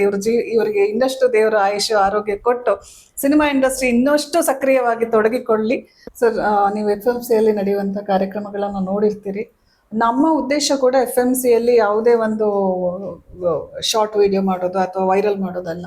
ಇಲ್ಲಿ ಸಿನಿಮಾದಲ್ಲಿ ಅನುಭವ, ಬೇರೆ ಬೇರೆ ಫೀಲ್ಡಲ್ಲಿ, ಸಿನಿಮಾ ಕ್ಷೇತ್ರದಲ್ಲಿ ಬೇರೆ ಬೇರೆ ಡಿಪಾರ್ಟ್ಮೆಂಟ್ಗಳಲ್ಲಿ ಅನುಭವ ಹೊಂದಿರೋರನ್ನು ಕೂರಿಸ್ಕೊಂಡು ಮಾತಾಡಿ ಅವರ ಎಕ್ಸ್ಪೀರಿಯನ್ಸನ್ನು ಹೊಸಬರಿಗೆ ಅಥವಾ ಸಿನಿಮಾದ ಬಗ್ಗೆ ಆಸಕ್ತಿ ಇರೋರಿಗೆ ತಿಳಿಸೋ ಒಂದು ಉದ್ದೇಶ. ಇಲ್ಲಿ ಇದೊಂದು ವಿಡಿಯೋ ಲೈಬ್ರರಿ ಮಾಡೋ ಒಂದು ಉದ್ದೇಶದಿಂದ ನಾವು ನಿಮ್ಮಂಥ ಎಕ್ಸ್ಪೀರಿಯನ್ಸ್ ಇರೋರನ್ನು ಕೂರಿಸ್ಕೊಂಡು ಮಾತಾಡ್ತೀವಿ, ಅಥವಾ ಹೊಸ ರಿಲೀಸ್ ಆಗೋ ಸಿನಿಮಾದವ್ರ ಜೊತೆನೂ ಮಾತಾಡ್ತೀವಿ. ಸೊ ನೀವು FMC ಬಗ್ಗೆ ಹೇಳೋದಾದ್ರೆ ಏನು ಹೇಳೋದಕ್ಕೆ ಇಷ್ಟಪಡ್ತೀನಿ? ಇಲ್ಲ, ನೀವು ಮಾಡಿದ್ದು ಉದ್ದೇಶ ತುಂಬ ಚೆನ್ನಾಗಿದೆ. ಯಾಕಂದರೆ ದುಡ್ಡು ಇಟ್ಕೊಂಡು ಬಂದ್ರೆ ಎಲ್ಲ ಸಿನಿಮಾ ಆಗಲ್ಲ, ದುಡ್ಡಿಂದನೇ ಸಿನಿಮಾನೂ ಆಗಲ್ಲ, ದುಡ್ಡು ಇಲ್ಲದೇನೂ ಸಿನಿಮಾ ಆಗಲ್ಲ. ಬಟ್ ಸಿನಿಮಾಗೆ ಯಾವ ಥರ ದುಡ್ಡು ಇನ್ವೆಸ್ಟ್ ಮಾಡಬೇಕು, ಸಿನಿಮಾ ಅಂದರೆ ಏನು, ಕತೆ ಅಂದರೆ ಏನು, ಕತೆಗೆ ಪೂರಕವಾಗಿ ಸಂಗೀತ ಅಂದರೆ ಏನು, ಛಾಯಾಗ್ರಹಣ ಅಂದ್ರೇನು, ಒಂದು ಆರ್ಟ್ ಡಿಪಾರ್ಟ್ಮೆಂಟ್, ಕಲೆ ಅಂದರೆ ಏನು, ಮೇಕಪ್ ಅಂದ್ರೇನು, ಕಾಸ್ಟ್ಯೂಮ್ ಅಂದರೆ ಏನು. ಈಗ 10 ಲಕ್ಷದಲ್ಲೂ ಕಾಸ್ಟ್ಯೂಮ್ ಮಾಡ್ಬೋದು, 10,000ದಲ್ಲೂ ಕಾಸ್ಟ್ಯೂಮ್ ಮಾಡ್ಬೋದು. ಆ ವೆರೈಟಿ, ಅದರಲ್ಲಿರೋ ವ್ಯತ್ಯಾಸಗಳನ್ನು ತಿಳಿಸ್ತೀರಾ. ಆಮೇಲೆ ಕ್ಯಾಮ್ರಾ ಈಗ ಮೊಬೈಲಲ್ಲೂ ಒಂದು ಸಿನಿಮಾ ಮಾಡೋ ಮಟ್ಟಕ್ಕೆ ಜನ್ರೇಷನ್ ಇಂಪ್ರೂವ್ ಆಗಿದೆ. ಈಗ ಡಿಜಿಟಲ್ ಮೀಡಿಯಾ ಬಂದ ಮೇಲೆ 5D ಇನ್ನೊಂದು ರೆಡ್ಡು ಮತ್ತೊಂದು 5,000ಕ್ಕೂ ಕ್ಯಾಮ್ರಾ ಇದೆ, 40,000ಕ್ಕೂ ಕ್ಯಾಮ್ರಾ ಇದೆ. ನಾವು ಯಾವ ಕ್ಯಾಮ್ರಾದಲ್ಲಿ ಮಾಡಿದರೆ ನಾವು ಸೇಫ್ ಆಗಿರ್ತೀವಿ, ಯಾವ ಕತೆಗೆ ಯಾವ ಥರ ಟೆಕ್ನಿಕಲ್ ಆಗಿ ಯೂಸ್ ಮಾಡ್ಬೋದು, ಯಾವ ಥರ ಮ್ಯೂಸಿಕ್ಕನ್ನು ಇದು ಮಾಡ್ಬೋದು, ಯಾವ ಥರ ಟೆಕ್ನಿಷಿಯನ್ಸ್ನ ನಮ್ಮ ಬಜೆಟಿಗೆ ನಾವು ಬಳಸ್ಕೋಬೋದು, ಇವೆಲ್ಲ ನಿಮ್ಮ ತಿಳುವಳಿಕೆ ಇದೆಯಲ್ಲ. ನೀವು ಮಾಡ್ತಿರೋ ಗೈಡೆನ್ಸು ಆ ಸಿನಿಮಾ ಹೊಸಬರಿಗೆ ಅಥವಾ ಸಿನಿಮಾ ಮೇಲೆ ಆಸೆ ಇರೋರಿಗೆ ಅದು ತುಂಬ ಹೆಲ್ಪ್ ಆಗ್ತಾಯಿದೆ. Thank you sir. ಈಗ ರಿಲೀಸ್ ಆದಮೇಲೆ ಯಾವ ಥರ ರಿಲೀಸ್ ಮಾಡಬೇಕು, ಈಗ ನಿಮ್ಮೊಂದು ಗೈಡೆನ್ಸಲ್ಲಿ ಒಂದು ಸಿನಿಮಾ ಒಂದು ಸಬ್ಜೆಕ್ಟನ್ನ ಡಿಸ್ಕಷನ್ ಮಾಡೋದಿರ್ಬೋದು, ಅಥವಾ ಡೈಲಾಗ್ ಪೊಸಿಷನ್ ಇರ್ಬೋದು, ಒಂದು ರೆಕಾರ್ಡಿಂಗ್ ಇರ್ಬೋದು, ಎಲ್ಲಿ ಯಾವ ಥರ ಬಜೆಟಲ್ಲಿ ಎಲ್ಲಿ ಹೋದರೆ ಏನಾಗುತ್ತೆ ನಿಮ್ಮ ಬಜೆಟ್ಗೆ, ಅಥವಾ ನಿಮ್ಮ ಕತೆ ಇಷ್ಟರಲ್ಲೇ ಸಾಕಾಗುತ್ತೆ, ನಿಮಗೆ ಯಾಕೆ ಈ ಕೋಟಿ ಅನ್ನೋದನ್ನು ಒಂದು ಹೇಳ್ತೀರಿ. ನಿಮ್ಮ ಕತೆ ಒಂದು 50-60 ಲಕ್ಷದಲ್ಲಿ ಮಾಡುವಂಥ ಕತೆ ಇದಕ್ಕೆ ಯಾಕೆ ಇಷ್ಟು ಮಾಡ್ತಿದ್ದೀರಾ, ಅಥವಾ ಈ ಕತೆಗೆ ಆ ಕ್ಯಾರೆಕ್ಟ್ರಿಗೆ ಆ ಸೂಟ್ ಅಲ್ಲ ವ್ಯಕ್ತಿಗಳು, ಅವ್ರಿಗೆ ಯಾಕೆ 10 ಲಕ್ಷ ಕೊಟ್ಟು ಮಾಡ್ತೀರಾ, ಇದಕ್ಕಿಂತ ಆರ್ಟಿಸ್ಟ್ನೇ ಒಂದು ಹಾಕಿ, ಅಥವಾ ಇಂಥವ್ರನ್ನ ಹಾಕಿದ್ರೆ ಥಿಯೇಟ್ರಿಗೆ ಜನ ಬರ್ತಾರೆ, ರಿಸ್ಕ್ ಆದ್ರೂ ಪರವಾಗಿಲ್ಲ. 1 ಕೋಟಿ ಹೊಸಬ್ರು ಹಿಡ್ಕೊಂಡು 1 ಕೋಟಿ ಸಿನಿಮಾ ಮಾಡ್ತಾರೆ, 25 ಲಕ್ಷ ಜಾಸ್ತಿ ಕೊಟ್ಟರೆ 1,25 ಲಕ್ಷಕ್ಕೆ ಇನ್ನೊಂದು ಮಾರ್ಕೆಟಲ್ಲಿರೋ ಹೀರೋ ಸಿಗ್ತಾರೆ, ಅವ್ರನ್ನ ಹಾಕಿದ್ರೆ ನೀವು ಸೇಫ್ ಆಗಿರ್ತೀರಾ. ನಿಮ್ಮ ಈ ತಿಳುವಳಿಕೆಗಳು, ಅಥವಾ ಈ ಕತೆ ಥಿಯೇಟ್ರಿಕಲ್ ಅಲ್ಲ, ಇದು ಥಿಯೇಟ್ರಿಕಲ್ಗೆ ವರ್ಕೌಟ್ ಆಗಲ್ಲ, ಇದು ಒಂದು ಅವಾರ್ಡ್ ಲೆವೆಲಿಗೆ ಮಾಡಬೇಕು, ಅಥವಾ ಮಲ್ಟಿಪ್ಲೆಕ್ಸ್ಗೆ ಸೀಮಿತ ಆಗಿರುತ್ತೆ. ಒಂದು ಅವಾರ್ಡ್ ಲೆವೆಲಿಗೆ ಕತೆ ಮಾಡಿದರೆ ಏನು ನಿಮಗೆ ಬೆನಿಫಿಟ್ಸ್ ಇದೆ, ನೀವು ಎಷ್ಟು ಸೇಫರ್ ಜೋನಲ್ಲಿ ಇರ್ಬೋದು, ಆಮೇಲೆ ನಿಮ್ಗೆ ಯಾವ ಥರ ಅವಾರ್ಡ್ ಸಿಗುತ್ತೆ, ಯಾವ ಥರ ಹೆಸರು ಮಾಡ್ಬೋದು, ಅಥವಾ ನಿಮ್ಮದೊಂದು ಅಚೀವ್ಮೆಂಟ್ ಏನಿದೆ, ಅವೆಲ್ಲ ನೀವು ಕೊಡೋ ಗೈಡೆನ್ಸ್ ತಿಳುವಳಿಕೆ ಅದು ಭಾಳ ಜನ ಯೂಸ್ ಮಾಡ್ಕೊಳ್ಳಿ. ನಾನು ಹೇಳ್ತಾ ಇರೋದು ಇದು ಸ್ಕೂಲಲ್ಲಿ ಕಲಿತು ಮ್ಯಾಥಮೆಟಿಕ್ಸಲ್ಲಿ ಸೈನ್ಸಲ್ಲಿ ಬರೋದಲ್ಲ ವಿಷಯಗಳು. ಇದು ಸಿನಿಮಾನೇ ಒಂದು ಬೇರೆ ಪ್ರಪಂಚ, ಹೌದು. ಸಿನಿಮಾ ಪ್ರಪಂಚನೇ ಬೇರೆ. ನೀವು ಕಾಲೇಜಲ್ಲಿ ಲೆಕ್ಚರರ್ ಆಗಿರಿ, ಪ್ರಿನ್ಸಿಪಲ್ ಆಗಿರಿ, ಅಥವಾ ಎಲ್ಲೋ ಒಂದು ಕಡೆ ಸೈಂಟಿಸ್ಟ್ ಆಗಿರ್ರಿ, ಅಥವಾ ಪೈಲಟ್ ಆಗಿರ್ರಿ, ಅದು ನಿಮ್ಮ ವೈಯಕ್ತಿಕ ನಿಮ್ಮ ಇಂಡಿವಿಜುವಲ್, ಅದು ನಿಮ್ಮ ಜಾಬು ಅಥವಾ ನಿಮ್ಮ ಟೆಕ್ನಿಕ್. ಸಿನಿಮಾ ಅನ್ನೋದಿದೆಯಲ್ಲ ಎಲ್ಲರೂ ಒಂದೇ. ಸಿನಿಮಾದಲ್ಲಿ ಕಲಿಯೋದು ಬೇರೆ ಇದೆ. ನೀವು ಎಷ್ಟೇ ಡಿಗ್ರಿ ಹೋಲ್ಡರ್ ಆಗಿ ಪ್ರಿನ್ಸಿಪಲರ್ ಆಗಿ ಯೂನಿವರ್ಸಿಟಿಯಲ್ಲಿ ಡಾಕ್ಟರೇಟ್ ಪಡೆದ್ರು ಕೂಡ ಸಿನಿಮಾಗೆ ಬಂದಮೇಲೆ ಹಾಗೇ ನೀವು LKGನೇ ABCDನೇ. ನಾನು ಸಿನಿಮಾದಲ್ಲಿ ಪೂರ ಪರಿಪೂರ್ಣ ಆಗಿದ್ದೀನಿ, ನಾನು ಹೇಳಿದೆ ವಾದ್ಯ ವಾಕ್ಯ ನಾನು ಮಾಡಿದ್ರೆ ಹಿಂಗೆ ಆಗತ್ತೆ ಅಂತ ಯಾರೂ ಸಾಧನೆ ಮಾಡಿಲ್ಲ. ಆ ಥರ ಅಂದ್ಕೊಂಡವರು ಇಲ್ಲೂ ಇಲ್ಲ. ಇವತ್ತೇನು ಸಾಧನೆ ಮಾಡಿದ್ರೆ ಅವ್ರು ಕೇಳಿ ಹೇಳ್ತಾರೆ, ನಾವು ಇನ್ನೂ ಕಲಿಯೋದು ಭಾಳ ಇದೆ, ನಾವು ಸಿನಿಮಾದಲ್ಲಿ ಕಲ್ತಿದ್ದು ಭಾಳ ಇದೆ, ಬಟ್ ಇನ್ನೂ ಕಲಿಯೋದು ಭಾಳ ಇದೆ ಅಂತ. ಆ ಥರ ಮನೋಭಾವನೆ ಇಟ್ಕೊಂಡು ಸಿನಿಮಾ ಹೊಸಬರು ಏನಾದ್ರು ನೀವು ಸಿನಿಮಾ ಮಾಡೋಕ್ಕೆ ಬಂದರೆ ದಯವಿಟ್ಟು FMC ಇದೇನಿದೆ ಇವ್ರನ್ನ ಕನ್ಸಲ್ಟ್ ಮಾಡಿ ನಿಮ್ಮ ಅನಿಸಿಕೆಗಳನ್ನು ಹಂಚ್ಕೊಳ್ರಿ, ನಿಮ್ಮ ಸಾಧಕ ಬಾಧಗಳನ್ನು ಹಂಚ್ಕೊಳ್ರಿ, ಅವ್ರ ತಿಳುವಳಿಕೆನ ಯೂಸ್ ಮಾಡ್ಕೊಳ್ರಿ. ಸಿನಿಮಾ ಮಾಡಿ ಸಿನಿಮಾಗೆ ಬಂದು ಗೆಲ್ರಿ. ಸಿನಿಮಾ ಮಾಡೋಕ್ಕೆ ಬಂದು ಅಥವಾ ನಮ್ಗೆ ಯಾರು ತಿಳುವಳಿಕೆ ಹೇಳಿಲ್ಲ ಅಂತ ನೀವು ಸೋಲನ್ನು ಕಂಡು ನಿಮ್ಮ ತಪ್ಪುಗಳ ಮುಖಾಂತರ ಸೋಲು ಕಂಡು ಅದನ್ನು ಇನ್ನೊಬ್ಬರ ತಲೆ ಮೇಲೆ ಎತ್ತಾಕಿ ಸಿನಿಮಾಕ್ಕೆ ಚಿತ್ರರಂಗಕ್ಕೆ ಕೆಟ್ಟ ಹೆಸರು ತರಬೇಡಿ. ಇದು ನಾನು ನಿಮ್ಮಲ್ಲಿ ಬೇಡ್ಕೊಳ್ಳೋ ವಿನಂತಿ. ಮಾಡೋದು ಮಾಡ್ತೀರಾ, ತಿಳುವಳಿಕೆಯಿಂದ ದಯವಿಟ್ಟು ನಿಮ್ಮ ಕತೆಗೆ ಪೂರಕವಾಗಿ ಕಾಸ್ಟಿಂಗ್ ಮಾಡ್ಕೊಳ್ಳಿ, ಕತೆಗೆ ಪೂರಕವಾಗಿ ಲೊಕೇಶನ್ಸ್ ಹುಡುಕಿ, ಕತೆಗೆ ಪೂರಕವಾಗಿ ಸಂಗೀತನ ಇದು ಮಾಡಿ. ಇಲ್ಲಿಗೆ 10 ರೂಪಾಯಿಗೂ ನಿಮಗೆ ಟೆಕ್ನಿಷಿಯನ್ ಸಿಗ್ತಾರೆ, 10 ಲಕ್ಷಕ್ಕೂ ಟೆಕ್ನಿಷಿಯನ್ ಸಿಗ್ತಾರೆ. ನೀವು ಯಾವ ಕೆಲಸಕ್ಕೆ ಯಾರು ಬಳಸಿದರೆ ನೀವು ಅಂದ್ಕೊಂಡ ಪ್ರಾಜೆಕ್ಟು ನಿಮ್ಮ ಸಕ್ಸಸ್ ಕಾರಣ ಆಗತ್ತೆ ಅಂತ ಇವ್ರನ್ನ ಕನ್ಸಲ್ಟ್ ಮಾಡಿ ತಿಳ್ಕೊಂಡು ಹೆಜ್ಜೆ ಇಡಿ ಅಂತ ನನ್ನ ಒಂದು ಕಳಕಳೆಯ ಮನವಿ ನಿಮ್ಮಲ್ಲಿ. Thank you sir, thank you so much. Sir ಹೇಳ್ದಂಗೆ ಅಫ್ಕೋರ್ಸ್ ನಮ್ಮನ್ನು ಕನ್ಸಲ್ಟ್ ಮಾಡಿದರೆ 100% ನಾವು ಎಲ್ಲ ರೀತಿಯ ನಮ್ಮಲ್ಲಿರುವ ಅನುಭವ ಇರುವವರು ಗೈಡೆನ್ಸ್ ಅಂತೂ ಖಂಡಿತ ಕೊಡ್ತಾರೆ. ಆದರೆ ನಾವು ಇಲ್ಲಿ ಯಾರಿಗೂ ಇಲ್ಲಿ ಇಷ್ಟು ಜನ ಬಂದು ಕೂತ್ಕೊಂಡು ಮಾತಾಡೋರು ಯಾರ್ದು ಉದ್ದೇಶ ನಿಮ್ಗಳಿಗೆ ಪಾಠ ಹೇಳಬೇಕು ಅನ್ನೋದು ಅಲ್ಲ. ಎಕ್ಸ್ಪೀರಿಯನ್ಸನ್ನು ಶೇರ್ ಮಾಡಿದಾಗ ಕೆಲವ್ರ ಎಕ್ಸ್ಪೀರಿಯನ್ಸ್ಗಳಿಂದ ಕಲ್ತ್ಕೊಳ್ಬೋದು. ಇವ್ರು ಹೇಳಿದಾಗೆ ಕೆಲವ್ರು ಹೇಳ್ತಾರೆ, ನಾನು ಒಂದು ಸಿನಿಮಾ ಮಾಡಿದ ತಕ್ಷಣ ನಾನು ಕಲ್ತ್ಕೊಳ್ತಾ ಇದ್ದೀನಿ, ನೆಕ್ಸ್ಟ್ ಸಿನಿಮಾ ಹೆಂಗೆ ಮಾಡಬೇಕು, ಎಷ್ಟು ಇನ್ವೆಸ್ಟ್ ಮಾಡಬೇಕು, ಮ್ಯೂಸಿಕ್ ಹೆಂಗೆ ಮಾಡಬೇಕು, ನೋಡಿ ನಾನೇ ಕೋರ್ಸ್ ಹೆಂಗೆ ಮಾಡ್ತಾ ಇದ್ದೀನಿ, ನಾನೇ ಡೈರೆಕ್ಟ್ರಿಗೆ ಹಿಂಗೆ ಗೈಡ್ ಮಾಡ್ತಾ ಇದ್ದೀನಿ, ಅಥವಾ ನಾನೇ ಎಂಟೈರ್ ಪ್ರೊಡಕ್ಷನ್ ಟೀಮನ್ನು ನಾನೇ ಕಟ್ಟುತ್ತಾ ಇದ್ದೀನಿ ಅಂತ ಕೆಲವು ಮಿಸ್ಅಂಡರ್ಸ್ಟ್ಯಾಂಡಿಂಗ್ ಅದು. ಬಿಕಾಸ್ ಪ್ರತಿ ಸಿನಿಮಾ, ಒಂದು ಸಿನಿಮಾ ಆದಮೇಲೆ ಮತ್ತೊಂದು ಸಿನಿಮಾ ಬೇರೆ ಅನುಭವ. ಅದಕ್ಕೆ ಕತೆ ಏನೋ ಡಿಮಾಂಡ್ ಮಾಡ್ತಾ ಇರುತ್ತೆ, ಅದಕ್ಕೆ ಬೇಕಾದಂಥ ಆರ್ಟಿಸ್ಟ್ಗಳ ಆ ಕತೆಗೆ ಏನು ಒಗ್ಗೂಡಿಸೋದು ಇದೆಯಲ್ಲ, ಅದು ಇನ್ನೇನೋ ಒಂದು ರಿಕ್ವೈರ್ಮೆಂಟ್ ಮಾಡುತ್ತೆ. ಎಂಟೈರ್ ಪ್ರೊಡಕ್ಷನ್ ಮತ್ತಿನ್ನೇನೋ ಒಂದು ಕೇಳ್ತಾ ಇರುತ್ತೆ, ಬೇಡ್ತಾ ಇರುತ್ತೆ. ಕೊನೆಗೆ ರಿಲೀಸ್ ಮಾಡ್ಬೇಕಾದ್ರೆ ಅಲ್ಲಿ ಇನ್ನೇನೋ ಒಂದು ಕೇಳ್ತಾ ಇರುತ್ತೆ. ಅಷ್ಟೊತ್ತಿಗೆ ತಿಂಗಳು ಹೋದಂಗೆನೆ ಈಗಿನ ಪ್ರೆಸೆಂಟ್ 2025 ತಗೊಂಡ್ರಿ, ಈ ಪ್ರತಿ ತಿಂಗಳು ಒಂದೊಂದು ವಿಚಾರ ಬದಲಾಗ್ತಾ ಇರುತ್ತೆ. ಮನುಷ್ಯನ ಮನಸ್ಥಿತಿ, ನೋಡುವ ರೀತಿ, ಎಂಟರ್ಟೈನ್ಮೆಂಟ್ ಯಾವ ರೀತಿ ಬೇಕು ಅನ್ನೋದನ್ನ ಗಳಿಗೆ ಚೇಂಜ್ ಆಗ್ತಾ ಇರುತ್ತೆ. ಸೊ ಒಂದು ಸಿನಿಮಾ ನೋಡ್ಬಿಟ್ಟು ಅಥವಾ ಒಂದು ಸಿನಿಮಾ ಮಾಡ್ಬಿಟ್ಟು ಕಲ್ತು ಬಿಡ್ತೀನಿ ಅನ್ನೋದು ಆಗಲ್ಲ. ಪ್ರತಿದಿನ ಕಲಿಕೆ. ಇವ್ರು ಹೇಳ್ದಾಗೆ ನಮ್ಮ ಹಳೆ ಪ್ರೊಡ್ಯೂಸರ್ಸ್ ಅಥವಾ ಈಗ ನಾವು ಸಕ್ಸಸ್ ಆದವ್ರು ಹೇಳ್ತಾರೆ, ಪ್ರತಿ ಒಂದು ಸ್ಟೆಪ್ ಕೂಡ ನಮಗೆ ಕಲಿಕೆನೇ. ಇಲ್ಲಿ ಏನು ಕಲಿಯೋದಕ್ಕೆ ಸಾಧ್ಯ ಇಲ್ಲ, ಮಾಸ್ಟರ್ ಡಿಗ್ರಿ ಹೋಲ್ಡ್ ಮಾಡಿಕೊಂಡು ಐ ಆಮ್ ಎಕ್ಸ್ಪರ್ಟ್ ಅಂತ ಹೇಳೋದಕ್ಕೆ ಸಾಧ್ಯ ಇಲ್ಲ ಅನ್ನೋದು ಇವರ ಅನುಭವದ ಮಾತು. ಮೇಲೆ ಇನ್ನೊಂದು ವಿಷಯ ಏನಂದ್ರೆ, ಸಿನಿಮಾಕ್ ಬೇಕಾಗಿರೋದು ಸಿನಿಮಾಕ್ ಮಾಡಿ. ಸಿನಿಮಾಕ್ ನೀವೇನು ಮಾಡ್ಕೊಂಡಿರ್ತೀರ ಅಷ್ಟೇ ಬರುತ್ತೆ. ಸಿನಿಮಾ ಬಿಟ್ಟು ಅನ್ನೆಸೆಸರಿ ಆಗಿ ನೀವು ಬೇಡದಿರೋದಕ್ಕೆಲ್ಲ ಇನ್ವೆಸ್ಟ್ ಮಾಡಿ ಖರ್ಚುಗಳು ಮಾಡಿಕೊಂಡು ಸಿನಿಮಾ ಬಜೆಟ್ ಇಷ್ಟ ಆಯ್ತು, ಸಿನಿಮಾ ಬಜೆಟ್ ಇಷ್ಟು, ನನ್ನ ರಿಕವರಿ ಇಷ್ಟೇ ಆಯ್ತು, ಸಿನಿಮಾಗೆ ಬ್ಲೈಮ್ ಮಾಡಬೇಡಿ. ನಿಮ್ಮ ಶೋಕಿಗಳನ್ನ ಬೇರೆ ಕಡೆ ಇಟ್ಕೊಳ್ಳಿ. ಸಿನಿಮಾ ಹೆಸರಲ್ಲಿ ಶೋಕಿ ಮಾಡಿ ಶೋಕಿ ಜೀವನ ಮಾಡೋ ಉದ್ದೇಶ ಇದ್ರೆ ಸಿನಿಮಾ ಮಾಡಬೇಡಿ, ಶೋಕಿ ಜೀವನನೇ ಮಾಡಿ. ಸಿನಿಮಾಕ್ಕಂತ ಬಂದ್ರೆ 100% ಪ್ರಾಮಾಣಿಕತೆಯಿಂದ ಸಿನಿಮಾ ಪ್ರೀತಿಸಿ ಸಿನಿಮಾ ಮಾಡಿ. ಸಿನಿಮಾ ನಿಮ್ಮನ್ನು ಯಾವತ್ತೂ ಕೈ ಬಿಡಲ್ಲ. ಸಿನಿಮಾಕ್ಕೆ ಏನ್ ಬೇಕು ಅದನ್ನ ಮಾಡಿ ಅಂತ ಹೇಳ್ತಾ ಇದ್ದಾರೆ. ಒಳ್ಳೆ ಮಾತುಗಳು. ಒಂದ್ಸತಿ ಇವರ ಅನುಭವನ ಕೇಳಿದ್ಮೇಲೆ ಮತ್ತೊಮ್ಮೆ ನೀವು ನೋಡ್ಬೇಕು ಅಂದ್ರೆ ಖಂಡಿತ ಎಪಿಸೋಡ್ ನೋಡಿ ಅಂತ ಹೇಳ್ತಾ, ನಮ್ಮ FMCಯ ಬೇರೆ ಬೇರೆ ಕಾರ್ಯಕ್ರಮಗಳಂದ್ರೆ ಪ್ರಿವ್ಯೂ ವಿತ್ ಕಾಕ ಇರ್ಬೋದು, ಲೆಟ್ಸ್ ಟಾಕ್ ವಿತ್ ಮೀ, ಅದ್ರ ಜೊತೆಗೆ ಬೇರೆ ಬೇರೆ ವಿಚಾರಗಳನ್ನ ನಾನು ಮಾತಾಡ್ತಾ ಇರ್ತೀನಿ, ಬಾಯ್ ಬಡ್ಕೊಳ್ತಾ ಇರ್ತೀನಿ. ನೋಡಿ ಸಪೋರ್ಟ್ ಮಾಡಿ. ಇನ್ಸ್ಟಾಗ್ರಾಮು, ಯೂಟ್ಯೂಬ್, ಫೇಸ್ಬುಕ್ನಲ್ಲಿ ನಮ್ಮ ಫಿಲ್ಮ್ ಮೇಕರ್ ಕೌನ್ಸಿಲ್ ಅವೈಲೇಬಲ್ ಇದೆ. ಸಬ್ಸ್ಕ್ರೈಬ್ ಮಾಡಿ, ಸಪೋರ್ಟ್ ಮಾಡಿ ಅಂತ ಹೇಳ್ತಾ, ಒಂದು ಒಳ್ಳೆ ಅನುಭವದ ಮಾತುಗಳು ಅಂಡ್ ಅವರ ಎಕ್ಸ್ಪೀರಿಯನ್ಸ್ ಅನ್ನ ಎಂಜಾಯ್ ಮಾಡಿದ್ದೇನೆ. ಆಕ್ಚುಲಿ ಆಫ್ ಸ್ಕ್ರೀನ್ ತುಂಬಾ ಎಂಜಾಯ್ ಮಾಡಿದೆ, ಅದಕ್ಕೆ ಅವರನ್ನು ಆನ್ ಸ್ಕ್ರೀನ್ ಕರ್ಕೊಂಡು ಬಂದೆ. ಬಟ್ ಇಲ್ಲಿ ಫಿಲ್ಟರ್ ಹಾಕಿ ಮಾತಾಡಬೇಕಾದಂತ ಉದ್ದೇಶ ಇದ್ದ ಕಾರಣ ಅಷ್ಟೇ ಮಾತಾಡಿದ್ದೀನಿ ಅಂತ ಹೇಳ್ತಾ ಈ ಕಾರ್ಯಕ್ರಮವನ್ನು ಮುಗಿಸ್ತಾ ಇದ್ದೀನಿ. Take care, good bye.